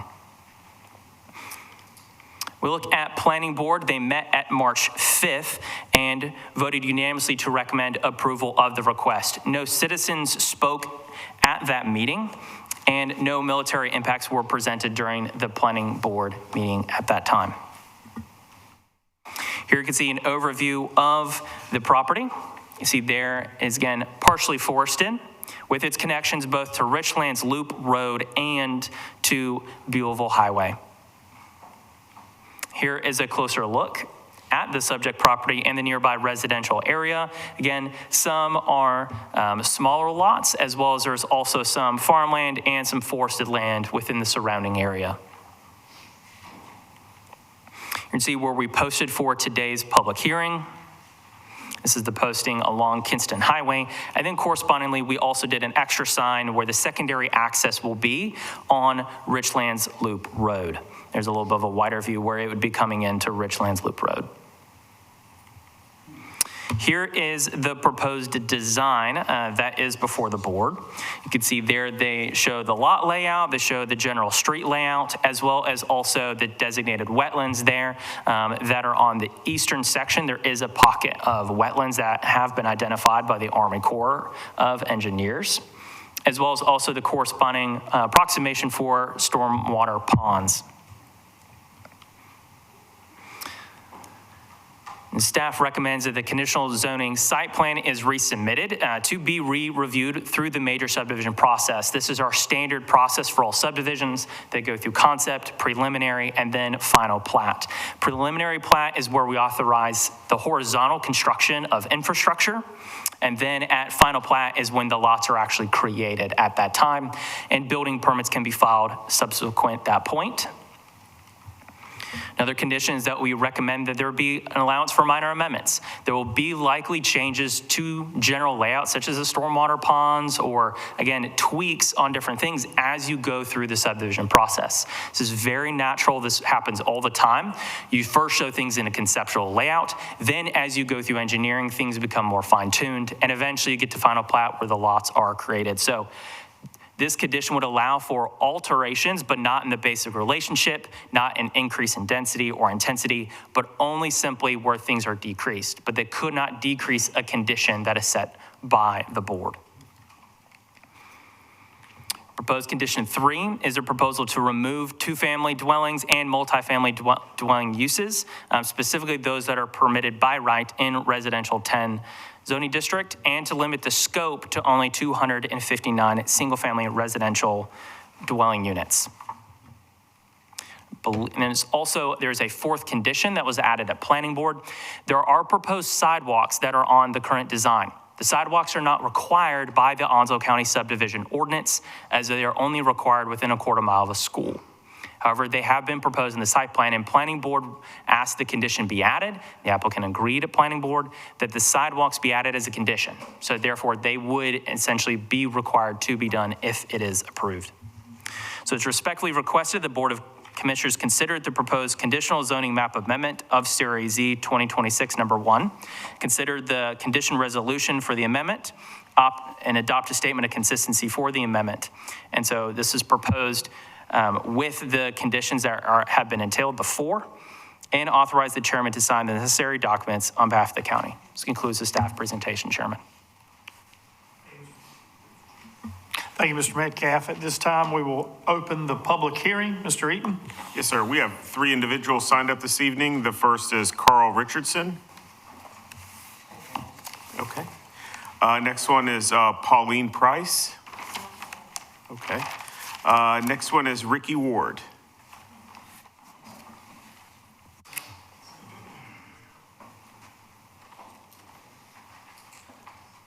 Afternoon, Commissioners. Ricky Ward, 390 Koontz Fort Road. I think he's pretty much laid it out better than I could even say it, but I do want to let you know we've already got our permits in hand. We have our stormwater permit, our erosion control, our will serve letters, so we're pretty much, I guess, ready to break ground with you guys' approval.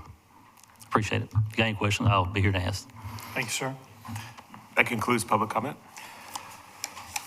Okay, I know some folks didn't realize what they would or would not have signed up for, but I'll make a call to the audience. Anyone that did not sign up that would like to speak, I'll give you that opportunity at this time. All right. Thank you. So this time we'll bring the issue to, or the matter to the commissioners. Motion to approve. Have a motion to approve. I think. Oh, we gotta wait on. Oh, I'm sorry. Got a motion, need a second? No second, so the motion dies. Motion to disapprove. Second. Motion to deny, and a second. Any discussion? No, I just, I don't know what happened. I think this is the one we voted against last time. Same one, am I correct? This particular zoning issue? Mr. Metcalf, if you mind coming to the microphone? This is the one out in Richlands that bordered some property, and they want to put about 300 units out there, or how many ever units? So this request, when it previously came through the board, was proposed to go from RA to R-8M wholly. And so that was at a higher density with a minimum lot size of 8,000 square foot. So this request has gone down to R10 at 10,000 square foot units, and they would be locked into only 259 homes if it were to be approved. So the density has gone down. But the 259 homes would still butt up against the farmland and et cetera, right? With the addition of what I heard, building a sidewalk or something like that? Yes, sir. So it'd be in the proposed layout. What you see before you is the general layout of what they would have to follow. This is across from Waverly Place. Is that right? It is certainly near Waverly Place. Let me see if we can get an aerial back up. And I know it's gone to R10. Yes, sir. Still, is it stick-built homes or is it manufactured homes? Or? It would be required to be stick-built homes, sir. And you can see on the aerial there, just where you see Greenwich Place, they're off Irvingtown Road, and also, again, it connects to Richlands Highway. They look like vacant lots. That's the Waverly Place subdivision, which is also zoned, I believe, R10 as well.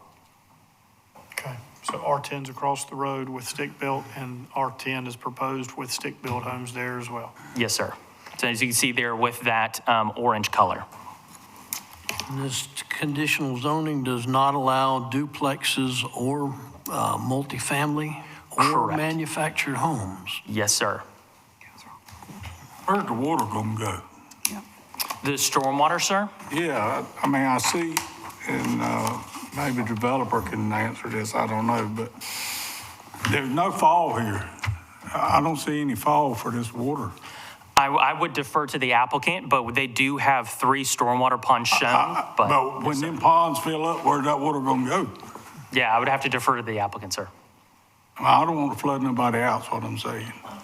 Mr. Ward, if you don't mind coming to the, for Mr. Ward's engineer. There you go.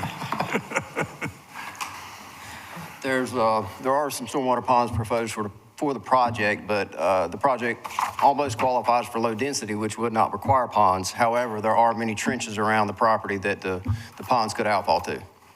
And can they outfall to, or they going to outfall on somebody else's property, or they going to outfall to a? No, sir, there's trenches within that parcel of land that it would drain to. Eventually, it would end up in a DOT right away. It would have to.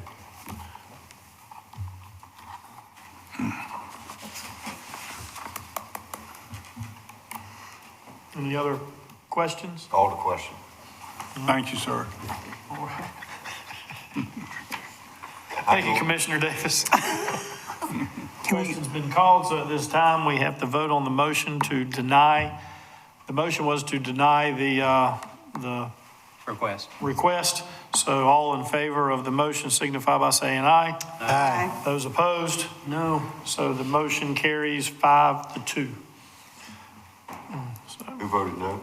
Royce and myself. All right. Move on. We'll move on to Carter Metcalf. Come back, please. And you'll hear the Rochelle 2 rezoning. Thank you, Chairman. So this is the Rochelle 2 rezoning, PREZ 2026 number 1. The applicant is the same as the owners, John and Carrie Rochelle. An overview of the request is from Conservation, or CON, to Residential 15 or R15. It is the second, as in Rochelle 2, because previously there, as in last year, there was a Rochelle 1 version. It was from Conservation to RA, and that request went through Planning Board, was recommended for denial, and subsequently withdrawn. So that is hence the Rochelle 2 name. So, but again, before the board this evening is from Conservation to Residential 15, one tax map number in question, 774-1. It's located off of Big Hammock Point Road, which is a private road, and is in the Stump Sound Township. The rezoning area is just slightly over 5 acres at 5.05 acres. The existing use is the property is vacant and forested natural environment. When we look at the service overview, there is a 6-inch Onslow water main along Big Hammock Point Road. And then the wastewater is correspondingly a 6-inch Onwassa sewer main along Big Hammock Point Road. Onwassa is, according to their CIP, looking at the Dixon plant. So we look at the fire service for the nearby area. There's also Turkey Creek with an ISO rating of 4. The traffic count that we were able to obtain from that nearby area was Highway 210, and the trip count was from 2023. It was 7,300 trips with an estimated capacity of 16,400 for a level of service D. All 3 schools are currently over capacity for Dixon Elementary, Dixon Middle School, and Dixon High School. Here you can see the zoning map with the conservation designation. It is there on the property as well as also to a property to the northwest. There along Grandview is the residential 10 designation. And then as you continue along Big Hammock Point Road, and then also Shell Drive is the residential 15 designation. The purpose of the conservation zoning district is to preserve certain land or water areas that serve as wildlife refuges, possess natural beauty, are utilized for outdoor recreation purposes, and provide needed open space and or are environmentally sensitive. Our unique coastal region has lots of areas that would fit that description, but some properties are given the conservation designation.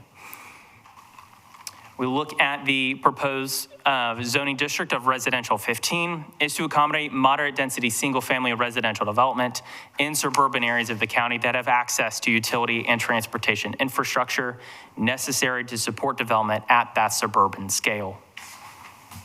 The comprehensive plan, Horizon 2040, details this designation with waterside community, and its purpose is to facilitate the continuation of our traditional land use and development patterns in our communities located along Onslow County's estuaries and our shorelines. So we look at the land use and development summary for residential, which is this is the proposal. We want to look at primarily detached single-family residences and then small multifamily structures and individual lots, while being consistent with the historic development trends for that local area within the waterside development community. We want to grow in kind to how we have, and again, to be in line with that historic trend. You see this whole area is in the waterside community future land use designation. Here you can see for environmental conditions, that teal color is our VE flood zone. It is, again, subject to wave action from any sort of flooding, would see over 3 foot or greater wave action, hence the VE designation and not the AE. As well also is adjacent to Intercoastal Waterway, which is an ORW water, so is an outstanding resource water per our CAMIC designations. Here you can see the property where it is designated for any sort of wetlands. We were able to locate some that were recorded on a previous map book within Onslow County records, so we wanted to provide that. However, wetland designations are only good for a period of time, and so certainly have to be updated. Here you can see that the property does intersect with the Coastal Barrier Resource Act, or COBRA. Properties are within COBRA may have to have private flood insurance because they may not be provided federally subsidized insurance through our CRS program. We look at reasonableness in the public interest. Objective 1.1 with our future land use map could support it because there is adjacent R15, therefore it would be in kind to the other development in the area. Objective 6.1, we want to promote a broad range of housing types throughout the county. We look at non-reasonable and not in the public interest. Objective 2.1, we want to minimize impact to AECs. The Intercoastal Waterway is an AEC, it's an ORW, an outstanding resource water, and we want to minimize any impact to it. We want to coordinate with Onslow County Schools when we make land use decisions. All 3 schools are currently over capacity for that area. Objective 3.1, we want to be mindful about minimizing the threats to life and property in Onslow County, and be mindful when we're developing in higher risk flood zones. Objective 4.2, we want to protect the natural environment, and we want to direct development away from environmentally sensitive areas. This is an environmentally sensitive area, as well as also objective 6.1. We want to be mindful about a broader range of housing options. Planning Board met at March 5th and voted unanimously to recommend approval of the request. Again, when they heard Richel 1, they recommended denial. 4 citizens spoke there at the meeting, and they were against the request. 2 other citizens spoke at that meeting, and they were in favor of the request. The concerns were loss of zoned conservation land, loss of natural habitat for local wildlife, and increased stormwater resulting in additional flooding. This property has been zoned for conservation since the inception of zoning of 2005. So this property has been zoned for 2 decades for conservation. At the time when we rolled out zoning, there was lots of public engagement that was done. And to include, there's on the record from 2005 mentions of folks in Big Hammock receiving notice and discussing the zoning. So this has been zoned conservation for 2 decades. No military impacts were presented during the Planning Board meeting. And that tenure of zoning and the history was all part of our discussion at Planning Board. Here you can see the aerial of the property as well as the other nearby areas. You can see the power station there located at the intersection of Grandview and Big Hammock Point Road. See there the property. So also where we posted the required sign for this evening's public hearing. and there is a wider view. So while this is a straight rezoning, there's no conditions to it because it's not a conditional rezoning. So it is respectfully requested that the Board of Commissioners consider the proposed zoning map amendment of PRAZ 2026 number 1. Adopt a statement of consistency for the amendment and authorize the chairman to sign the necessary documents on behalf of the county. This concludes the staff presentation, Chairman. Thank you, Mr. Metcalf. At this time, we will open the public hearing. Mr. Eaton, we have anyone that has signed up? We have two. The first is Mr. John and Carol Reichel.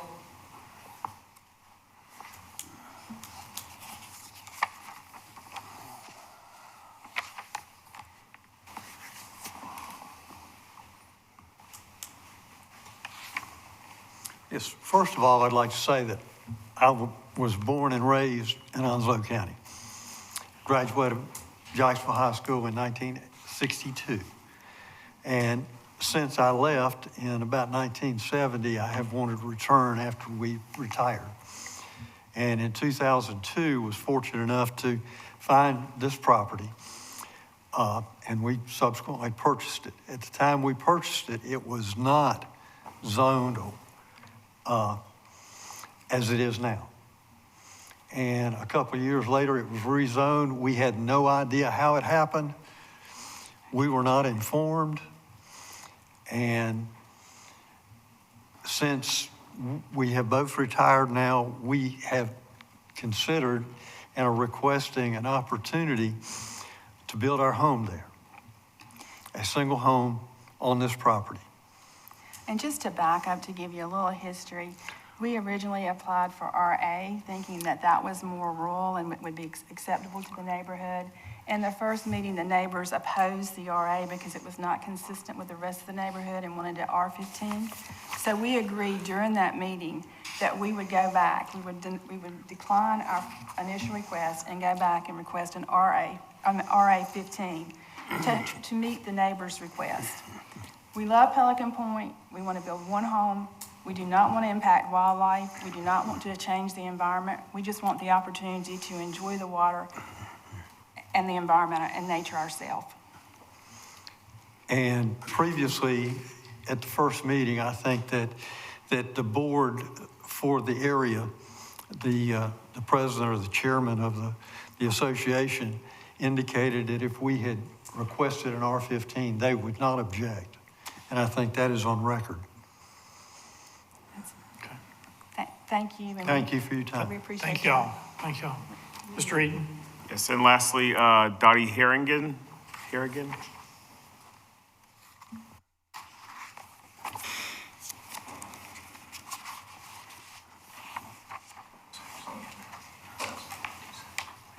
Hello, I'm Dottie Harrigan, 130 Gold Drive, Sneads Ferry. Thank you for your time and your attention. We are new to Sneads Ferry. If I live to be 100 and live my life out in Sneads Ferry, I will always be new to Sneads Ferry. We found our property in 2013, and it was our intention to build a small vacation getaway home. But over the 6-year build, that plan turned into a permanent 3-story, taking up every square inch that CAMA would allow us, home in Sneads Ferry. What happened to our intentions was life. Your parents need more care than you expected. Your kids change their lifestyle and their decisions. You make compromises with your partner. Your health gives you a reality check, and then with everything that life throws at you, your intentions change and you make a new decision. So what was meant to be a little cottage to run away to became my permanent home.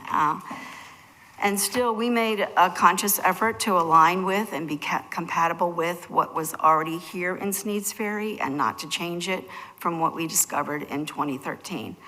I'm guessing that part of the arrangement in order for those homes to be built that we saw up in that neighborhood was to put aside a tract of land to be conservative, a designated acreage for conservation. It's quite often done with a development. A little chunk of land is put aside to allow some kind of a barrier. Rezoning this property to R15 would allow any property owner to build 5 to 15 houses on that land. Even a one home on that 5 acres could include based on intentions that change, tennis courts, pickleball courts, mother-in-law units, extensive paved parkings, outbuildings, garden sheds, all things that are concrete or that create impervious surfaces that are opposite of what that conservation zoning on that 5 acres was meant to be and meant to protect. I can't guess what the Rochelle's intentions are. They've expressed that they want to build their single-family home on that 5-acre tract. It's my understanding that they own another lot in that neighborhood, and if they built on their other lot, they would have 5 acres of spaciousness to enjoy, untouched natural land. They've owned the property, my understanding was since 2002, and I assume, paid a conservation tax rate since then, and that's like 22 years that they've paid a lower tax rate on that 5 acres. I think it's naive to think that they didn't understand what they had or hadn't been intending all along to keep this property zoned conservation until they retire, and then to request a zoning change to fit their desires. This is what they bought, this is what they've been paying taxes on, and I'd ask them not to come here expecting to change it. Commissioners, you've publicly acknowledged that our county is growing faster than you anticipated, that the growth has caught you off guard, and you're struggling to keep up with our public safety and our service needs. The world has changed, we all see the change, and we're more concerned about the environment and the impact of our now decisions on our future well-being. So I feel like you have a responsibility to respect the current residents of Onslow who've made conscious decisions to invest in the county by purchasing homes and building lives here in a community that they believe was pro-environmental via this tract of land. I was at that previous meeting, and folks did still not want the 5 acres to be built on, and they still were not. Now, maybe they've had conversations since then, but I can tell you that they were not happy, even with the compromise that the Rochelle's offered. You have the chance to honor the intention of the people who came before you and dedicated this 5 acres to conservation 22 years ago, and you have the power to ensure that the property doesn't get developed in any way. I think the numbers speak for themselves. It's more against it than for it, and I would just ask that you give it your consideration. And I hope that everyone involved in all of this thrives to their fullest, the Rochelle's and all of the neighborhood involved. Thank you for your time. Thank you, Ms. Harrigan. Mr. Eaton? That concludes public comment. And we'll make one last call to the audience for anyone that would like to come up and speak. If you do, just state your name and you'll start your clock. Good afternoon, I'm Danny Spell. I live at 128 Big Hammock Point Road, and I also own the 8 lots that's to the south of their property. I'm a builder and a developer. You just gotta love when somebody who has come in and put their house somewhere, didn't have anybody telling them what they could or couldn't do, they like to get up here and voice their opinion about how somebody else should use their land. Their property is within 300 foot of my personal residence. The other 8 lots on is within 50 foot. I have no objection to them building a home, whether it's 1 lot or by zoning, they could go to 5 lots on that 5 acres land. Can't put 24, they could only put 5 lots. I understand when they bought the property in 2002 that the property was zoned R15. They said that they have no idea when it got changed to conservation. So, and then I had my surveyor look into it, and he backed up what they said of what it was designated when they bought it. I think everybody needs to leave them alone and let them build their house. That's all I got to say about it. Thank you, Mr. Spell.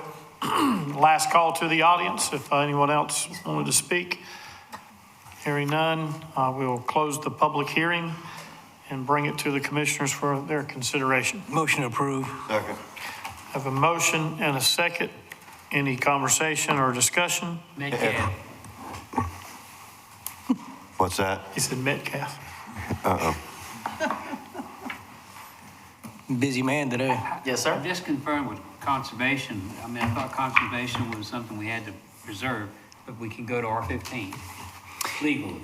Yes, so zoning is different than a conservation easement that would be established on the property. The easements would be separate. That, again, is separate from the rezoning. So if there's any sort of easement entitlement, that would be for them to figure out through, again, their attorney, and I would defer to that. But zoning on a property can change, and that is what is allowed by our uses. So again, conservation zoning was established in 2005. The county didn't have zoning before 2004. So I don't know what designation was disclosed to them, but we didn't have it until 2005, in which from the very beginning it's been conservation. Could this have been changed in the 260D? Ma'am? It has not changed the entire time, Commissioner. No? No, I'm saying no to him. All right. He was going to talk to a lady. No? Oh, no. Do you have a question? No. Landowner? I was just going to make a comment. Okay. I was actually at the planning board meeting, and I did witness John and Carol Rishel, am I saying that correctly? They were very humble. They were very respectful. The chairman gave a lot of people the opportunity to speak, and I thought they did everything that they were asked to do, and that's all I can say. From the facts standpoint, I witnessed that, and I thought that they did humble themselves in that situation. Ms. Rochelle, if you don't mind coming up to the microphone, and I will ask you a question to, I'm going to ask a question, is what is your understanding of the zoning when you bought the property, and when did you buy the property? We bought the property in 2002. We actually paid property taxes on it the first few years. I wanted to make a comment about your conservation question. To have true conservation, it has to be a 20-acre tract to be in true conservation. So this was zone conservation, and we were told it could be taken out at any time. Okay. The county told us Appreciate when that. we questioned it. Thank you. That answered my question. Yeah, Mr. Metcalf? I think everybody had the same. Yeah, trying to figure and that I got out. one question too, is I know when it comes to putting property into farmland or does the conservation have the same applicable property tax rate? Is it lower under conservation than it is otherwise? I would defer. I am unfortunately not the tax department, sir, and so I cannot answer the tax questions. What a cop-out. That was neatly done. That's your best answer all night, I was Metcalf. counting on Mr. Metcalf. Mr. Eaton, we need to talk later. Mr. Metcalf. Mr. DeSalms, do you know that answer? I don't know the answer. Okay. Just pull up a chair and sit Janelle's down. trying to find out for us. And the reason I asked that is because with the other properties, when it reverts back, then all that time that it was in that and property tax was not paid, But I think it all that's comes due. I think that's a tax designation versus Yeah, a zoning. that's what I'm asking. Is it going to be will it be the same designation? It's like a deferred tax, so they can go back, I think, either 3 to 5 years. If it's like farmland and you take it out of farmland, there's a deferred tax. They go back 3 years. I think it's 3 years. Yeah, yes, And I don't know if they get property tax on the So this is conservation. zoning versus tax designation. Right. So But that wouldn't be an issue for us, though. no. I just wanted to know. Call a that's what it question. was. I think we answered. I think we answered the question. Can we vote? We can. We'll get her answer. You're going to let Janelle speak. Come on, she's working Well, hard. regardless, if it goes back in and it is a tax deferment, then they know that'll come due. So this was us designated conservation and not a state, and it can revert back from what we've been told there. So that's all I needed to hear, and the question's been called. So all in favor of the motion signify by saying aye. Aye. Those opposed, hearing none, motion carries. Are we finished with you, Mr. Metcalf? Yeah, I think so. All right. Item 6 is quarterly commissioners committee reports. If any commissioner has any reports they would like to share, now is the time to do that. suggest we move them to the next meeting. Amen. Yeah, I agree. Yeah, I agree. So that'll say there are no commissioner committee reports at this time. We'll move to item number 7, quarterly financial report from Mr. Patterson, our chief financial.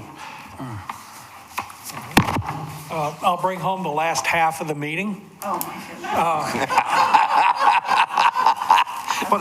What did he say? Whoa, what you said. It says brief. Yeah, brief. With this, looking to present, right now, we are currently working and meeting last year's quarterly expectations, and we are meeting along with revenue projections so far.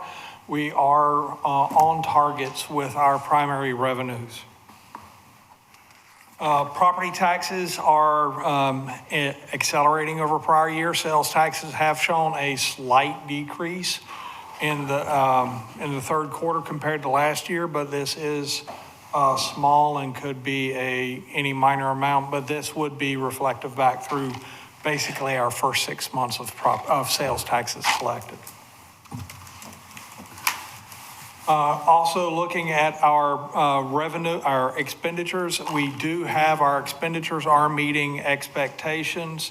2 points I want to bring up is just with the use of taxes or use of the county funds, 42% of county expenditures go to education, which supports Onslow County schools and the community college system. Thereafter, 24% goes into public safety and 19% goes into human services, which are primarily federally and state mandated programs.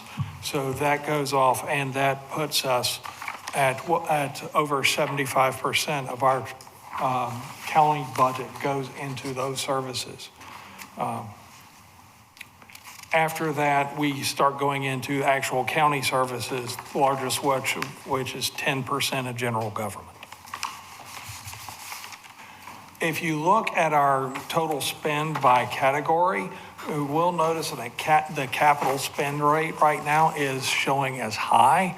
That amount is high because in the financing that we did back in July, we were able to take advantage by refinancing $16 million worth of outstanding bonds for a savings.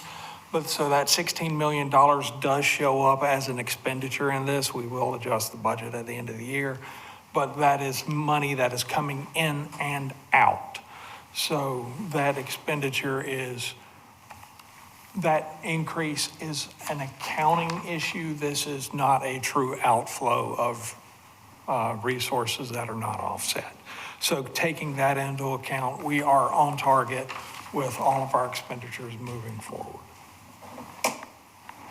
And again, also breaking out the by category, and if there are any, at any point in time you wish to go into any of these in more detail or wish to have this information presented in different means, or if you will please reach out to me and let me know, and we can break it out in any way you would like.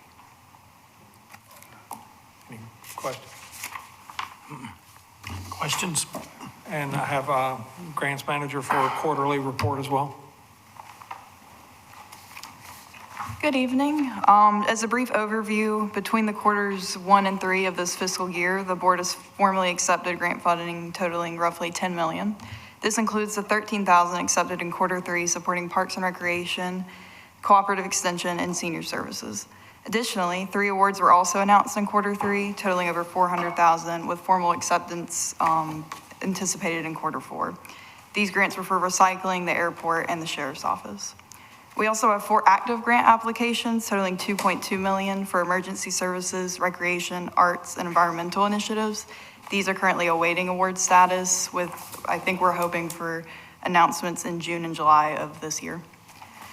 Lastly, the county's 2027 nonprofit tourism and agency grant is currently under review with award announcements anticipated in June. The final determination required from the board will be the adoption of the budget, which will be presented at a later date. And that concludes my presentation, pending any questions. Questions? Thank you very much. Thank you. Okay, we'll move to item 8 under general items, and we'll go with the Sheriff's Office fiscal year 26 OASIS Technology and Equipment Grant. Sheriff Chris Thomas. Welcome, sir. Commissioners, thank you for allowing me to speak tonight. I will be brief. The Sheriff's Office was awarded a fiscal year 26 OASIS Technology and Equipment Grant in the amount of $100,000. While no grant contract was required for acceptance of the grant, a grant project ordinance needed to proceed with the project. It is respectfully requested that the Board of Commissioners approve a grant project ordinance for the fiscal year 26 OASIS Technology and Equipment Grant, authorizes the Commissioner to sign necessary documents on behalf of the county. Motion. Second. Motion and a second. They race to that one. Any discussion? Call to question. No, I want the question. Any discussion? Commissioner Carpenter? So I was curious to know if you could give any detail too. I see you have new vehicles. Don't do that. I was looking at the non-capitalized equipment. Do you have any, can you give us any ideas on what that means? I mean, like a couple of items that fit into that category. I was just curious. No, do not. Typically, grants like this, we usually get equipment that we do not have in our budget for our detention center or other projects we're doing, like life-saving monitoring equipment that we purchase and put into medical cells, body scanner we put at the entrance to the jail for inmates coming and going from the facility. I was just curious if it was used within the facility or not. Yes, ma'am. Yeah, thank you. I appreciate it. Any other questions? Hearing none. All in favor signify by saying aye. Aye. Those opposed, hearing none, motion carries. Thank you, Sheriff Thomas. Stinker. Mitch Sprunger, Airport Director, will now present the Airport Runway Extension Program amended project ordinance.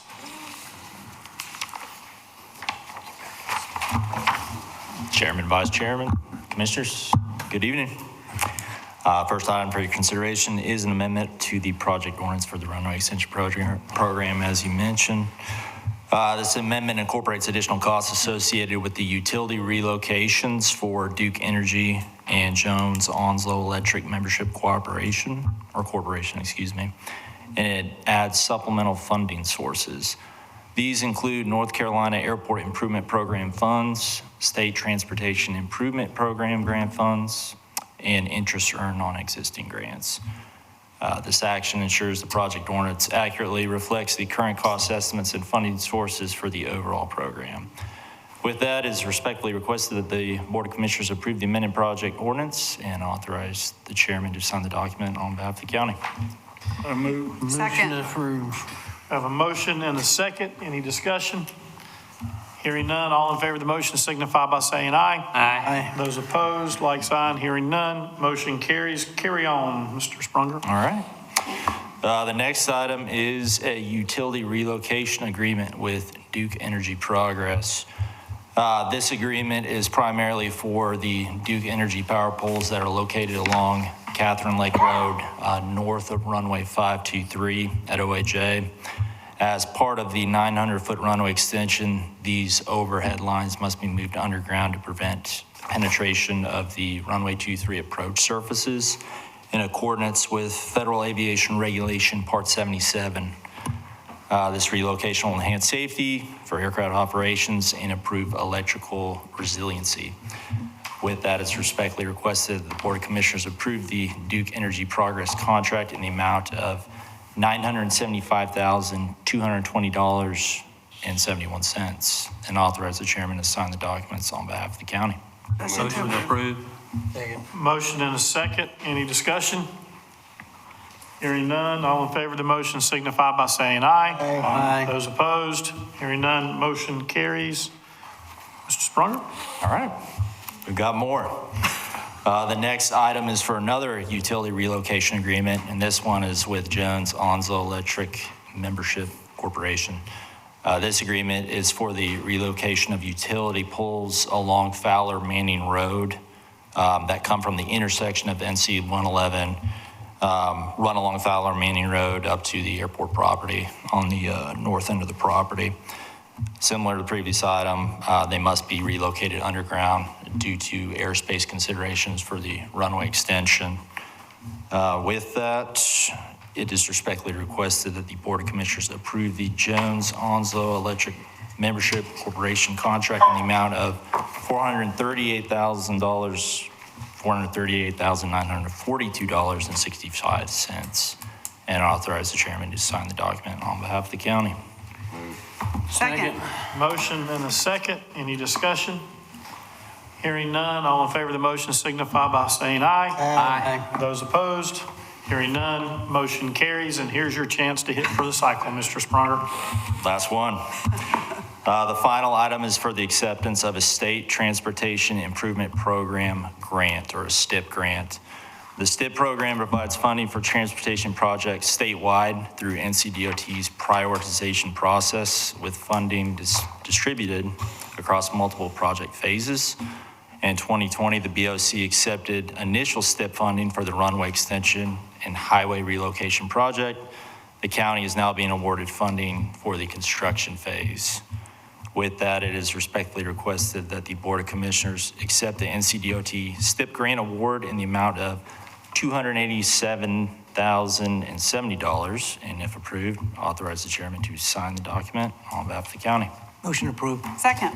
Motion and a second. Any discussion? Hearing none, all in favor of the motion signify by saying aye. Aye. Those opposed? Hearing none, motion carries. Thank you, Mr. Sprunger. Thank you. So item 9, there are no consent agenda items. 10 is closed session items, none for those. And item 11, Mr. Eaton, you're on board. Yes, sir. Just want to thank you all for a great and productive and informative meeting for our workshop today. I think everything went very well, and just appreciate all the work that was done there. Also, just want to take a moment to thank Miss Lisa Whitman-Grice and congratulate her on 50 years of the museum in this county. I think that's super exciting. Something that's all on all our minds, the budget. We're finalizing the budget workshop dates, which will be released soon. The board will receive their presentation on June 1st to the Board of Commissioners, and then the proposed budget hearing is scheduled for June 15th. So those dates are coming. And then lastly, just wanted to give a shout out to Miss Chrissy Hoover, who's our public health director.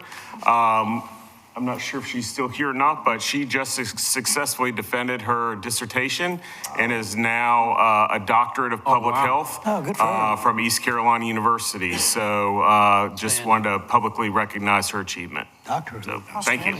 Outstanding. Thank you, sir. So we'll start tonight. I think, Commissioner Bennett, you may have quite a bit of stuff you can educate us on tonight. No, I'm ready to go home. I think everybody is. I don't think anybody wants to hear anything I got to say at this point. It is a shame that we have to get our values before we can have an opportunity to present a tax rate. And people think that we've increased their taxes when in fact we haven't yet. But anyway, hope everybody has a good night. I appreciate everybody who came to speak. Yep, go ahead. Thank you, Mr. Bennett. Commissioner Buchanan? Hey, Lisa, thank you for all you do. You're just a wonderful person with your museum, and thank you to my brothers and sisters, our Vietnam veterans. Thank you. Have a good evening. Commissioner Carpenter? Okay, I'm going to be a little bit more long-winded, sorry. But I did want to say congratulations to the Haas Run Volunteer Fire Department on their 60th year anniversary. I know a couple of the commissioners and I did attend at different times their celebration last weekend. And it was really nice to have some conversations with these guys and gals. Actually, they have a very strong unit there. They've got a really strong recruitment and retention and some real great camaraderie, which was really exciting to see. So keep going strong, y'all. It is also, a little birdie told me, National Library Workers Week. So be sure that you hug your very favorite library worker, and mine happens to be our director, Jennifer Whaley. So consider yourself hugged for all that you do. Thank you. In our workshop, we had a lot of presentations on emergency services, and I just have to do a huge shout out to Bradley Kinlaw, who is our emergency services director. He has been working very, very hard on both emergency services and fire lately. And the thing I appreciated the most from him was that he has definitely been taking a very detailed look at all of the systems that we have in place right now. certainly uncovered opportunities for improvements. And I love the way he was very solution-oriented and had a very positive outlook and presentation. That means a lot, and I just think that needs to be recognized. So thank you very much, Bradley, and I wish he was still here. Lastly, just regarding the reval, just in a sentence, I guess, one thing that I want everybody that is, taxpayer that's listening to know is that this is definitely a year of needs and not wants. So keep that in mind as you look at what we do in the future here. We're all keeping that in our minds as we move forward. And I think there's a number of us here that are really going to shoot for starting with revenue neutral and going from there.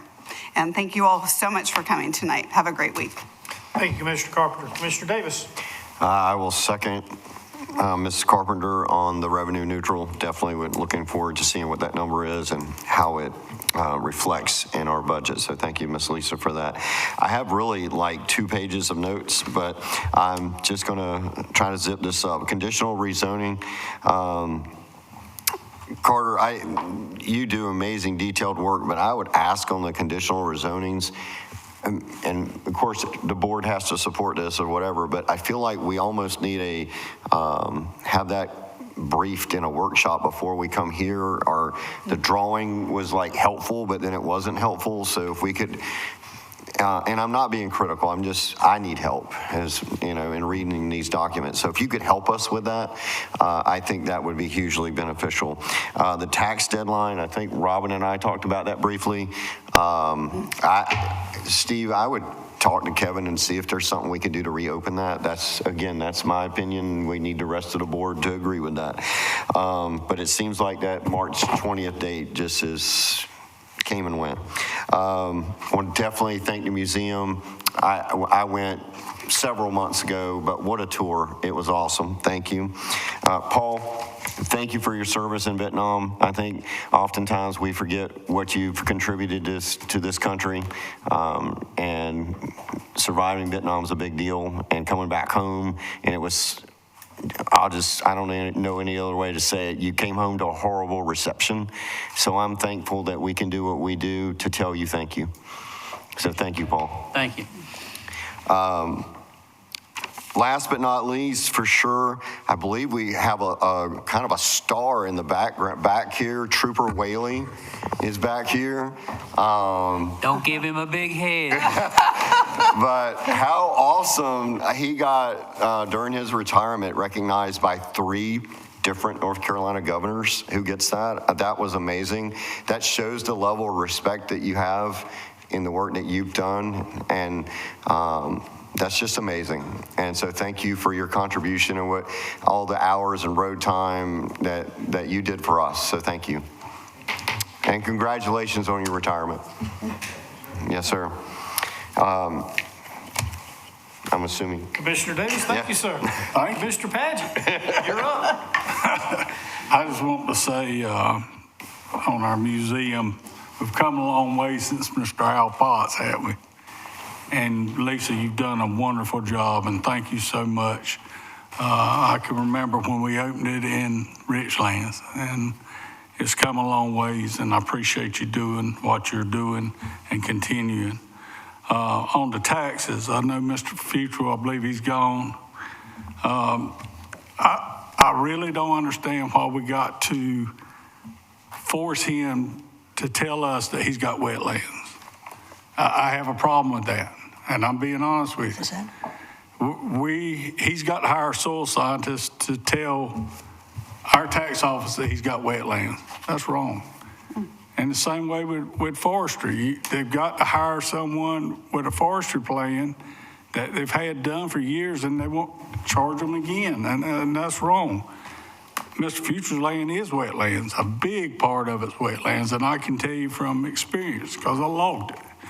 And Ms. Rayner, Mr. Kennedy, Mr. Wicker, all of them, we're going to do everything we can on this board to be fair and equitable to everybody on their taxes. We are a county of growth, and we are moving forward, but we're going to try our best to start at one number and keep it as low as we can, but we are still growing. So you got to keep that in mind. You can't run on the same dime as you had last year. But that being said, we can maybe not spend as much. Maybe we need to look at that. It's not a money problem, it's a spending problem. So with that being said, I'll thank everybody coming tonight. Mr. Whaley, Miss Whaley, thank y'all. Miss Whaley's father was a great friend of mine, and she come from good stock, as we say in the country. And you are a great lady. And Mr. Whaley, you got a wonderful wife. I just want you to know that. So, and you're supposed to hug her this month. But that being said, thanks everybody for coming. Thanks everybody for their comments.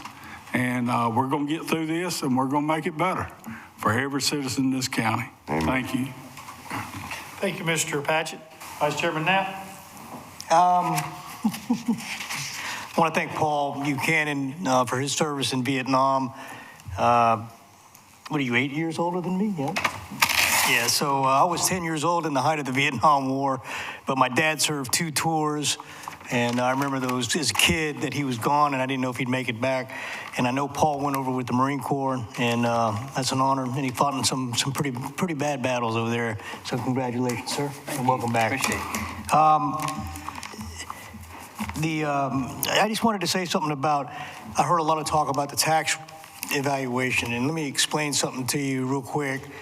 For my situation, it's like, we're commissioners, and I heard somebody say, we vote for what the commissioners want and not what the people want. Well, that's not true. We were voted by you. $91,388. That's the increase of my house. That's 33% that I have to pay. So, when you talk about it's only affecting people with annuities, I'm on an annuity because I'm retired as well. And, you talk about people up here sitting on this board, they all got houses. They all have to pay their property tax. I'm in the city, so I get double whammied. You're in Surf City, you get double whammy. I can't help Surf City's tax rate. I can't help that. But all I'm saying is give the commissioners a chance because we have absolutely nothing to do with the reevaluation. Nothing. We don't look at it. It's by North Carolina general statute that it has to be done once every 8 years. We decided to do it once every 4 years because if we did it once every 8 years, the sticker shock would be incredible. So, in 4 years' time, my house went up 33%. And I have to pay that. I do. Well, I don't know if I am. My wife's going to appeal it, but that's what she does. But, if that's what I'm stuck with, and I know Mr. Buchanan, he lives in Swansboro, his went up. So we have nothing to do with the reval. I've already stated that. But give us a chance because we're still in the budget cycle, like you said. We have to see the reval first before we establish the tax rate, like Commissioner Carpenter said. And it is everybody's intention up here to lower that tax rate as low as we possibly can. But one thing you have to keep in mind too, when you buy a house, it's not like buying a vehicle. When you buy a house appreciates. So you have to go with the market analysis at that particular time for that particular neighborhood. So if you've bought a house for $160,000, you think you're gonna pay less tax, that means your house dropped to $125,000 in value. It appreciates. Cars are the opposite, unless you got a classic car. So I just wanted people to keep that in mind, that we're working on it. We've been talking about it. In fact, we talked about it at the workshop today. And I wish people would get off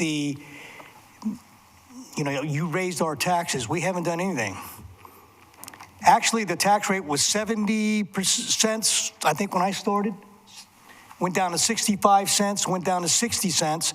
And we're looking at dropping it even further, the tax rate. And that's 65 cents or 60 cents per $100. That's what we're trying to do. And like she said, Ms. Carpenter, the revenue neutral is going to be really low, and we got to see if we can function. And she said it best. This is a season of needs and not wants. And that's what we're going to have to do because none of us up here want to raise taxes. We don't believe in raising taxes.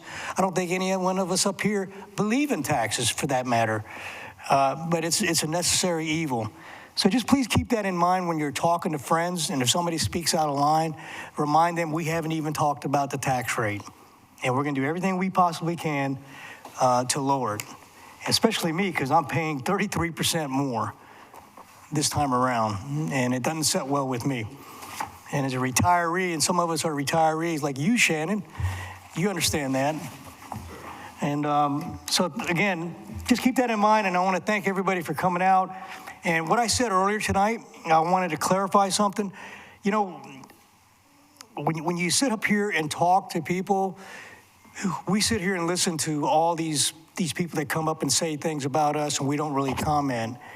And my point was, when I was making my comment, is when you come up here and you talk negatively to the commissioners, like we don't understand what you're saying, or talk down to us, it automatically sets a tone in our head, because we're not doing that to you. We aren't. We listen to you. And sometimes we comment on what you say after the meeting, at the end of the meeting, like now, or sometimes we don't. But we will never interrupt you unless you violate the rules and procedures that are set forth by the Board of Commissioners. So that's my point. And I think some people may have missed my point. It's a matter of how you deliver, how you talk to people. And we can listen and we can understand. So anyway, thank you guys for coming. Shannon, it's always great to see you. You just don't stop growing, do you? My God, he's big. We just need to add one thing to what Robin's talking about. 80% of the budget is mandated. Mm-hmm. It's mandated. We can't do anything about it. So there's only 20% we can deal with. I wanted to share that with the people. A lot of people think we have all this money that we can do something with, but 80% of it is mandated. Thank you. Thank you, guys. Thank you, Vice Chairman. Thank you, Mr. Buchanan. And I will go and I'll just, several people already thank Paul, and we appreciate you, Paul. I think Purple Heart, Marine Corps, and Purple Heart with the Sheriff's Office. County Sheriff's Office as well. But we do have the museum, Carolina Museum of the Marine, is going to be opening here in June. And General Al Gray had a write-up in one of their brochures, and it made me think for a minute, because not if anyone, you probably can't tell, but there's a few years age difference between myself and Commissioner Buchanan. And I have to say, his oldest daughter and I graduated high school together. So I've known Commissioner Buchanan for a long time. And it is true. And the one thing I wanted to share is what General Al Gray said is the three most important things the Marine Corps does for the nation and are make Marines, win battles, and return quality citizens. So when you go and serve, and you come home and you continue to serve, hats off, sir. Thank you. Because you've been serving this community and this nation for a long time, and we appreciate that. And as they say, welcome home. Thank you. Commissioner Davis, I appreciate you mentioning 3 governors and a trooper. The only thing I can tell you that says about the trooper, he's old. But make sure that door's open whenever I take off out of here, because and he did hug his favorite librarian, which I was going to make mention of that. But it's good seeing Shannon Whaley in the crowd there. He spoke many times at Southwest High School for Prom Promise, and sat down with me and told me some stories that he encountered.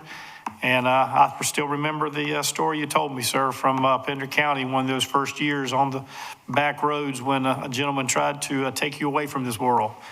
And you said what he said to you and what it meant. And a lot of times, regardless of the situation, there's a lot of wisdom in people when we listen to them, regardless of the situation. So hats off to you, and congratulations to Hall's Run. Congratulations to Jennifer. And she spoke at the 100th anniversary of Richlands Elementary School. She represented one of the decades of that, having gone to Richlands Elementary School.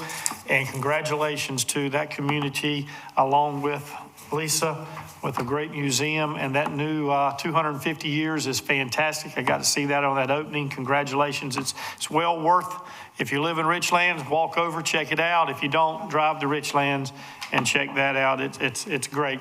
And I appreciate Commissioner Paget. I just sent us out on a little comedy here real quick because I know you're ready to go. Appreciate what Commissioner Paget said about Mr. Futrell, because Commissioner Paget said he walked that land and been in that timber and seen all those wetlands and knows what it is. Mark Twain had Tom Sawyer. Onslow County's got Tony Paget.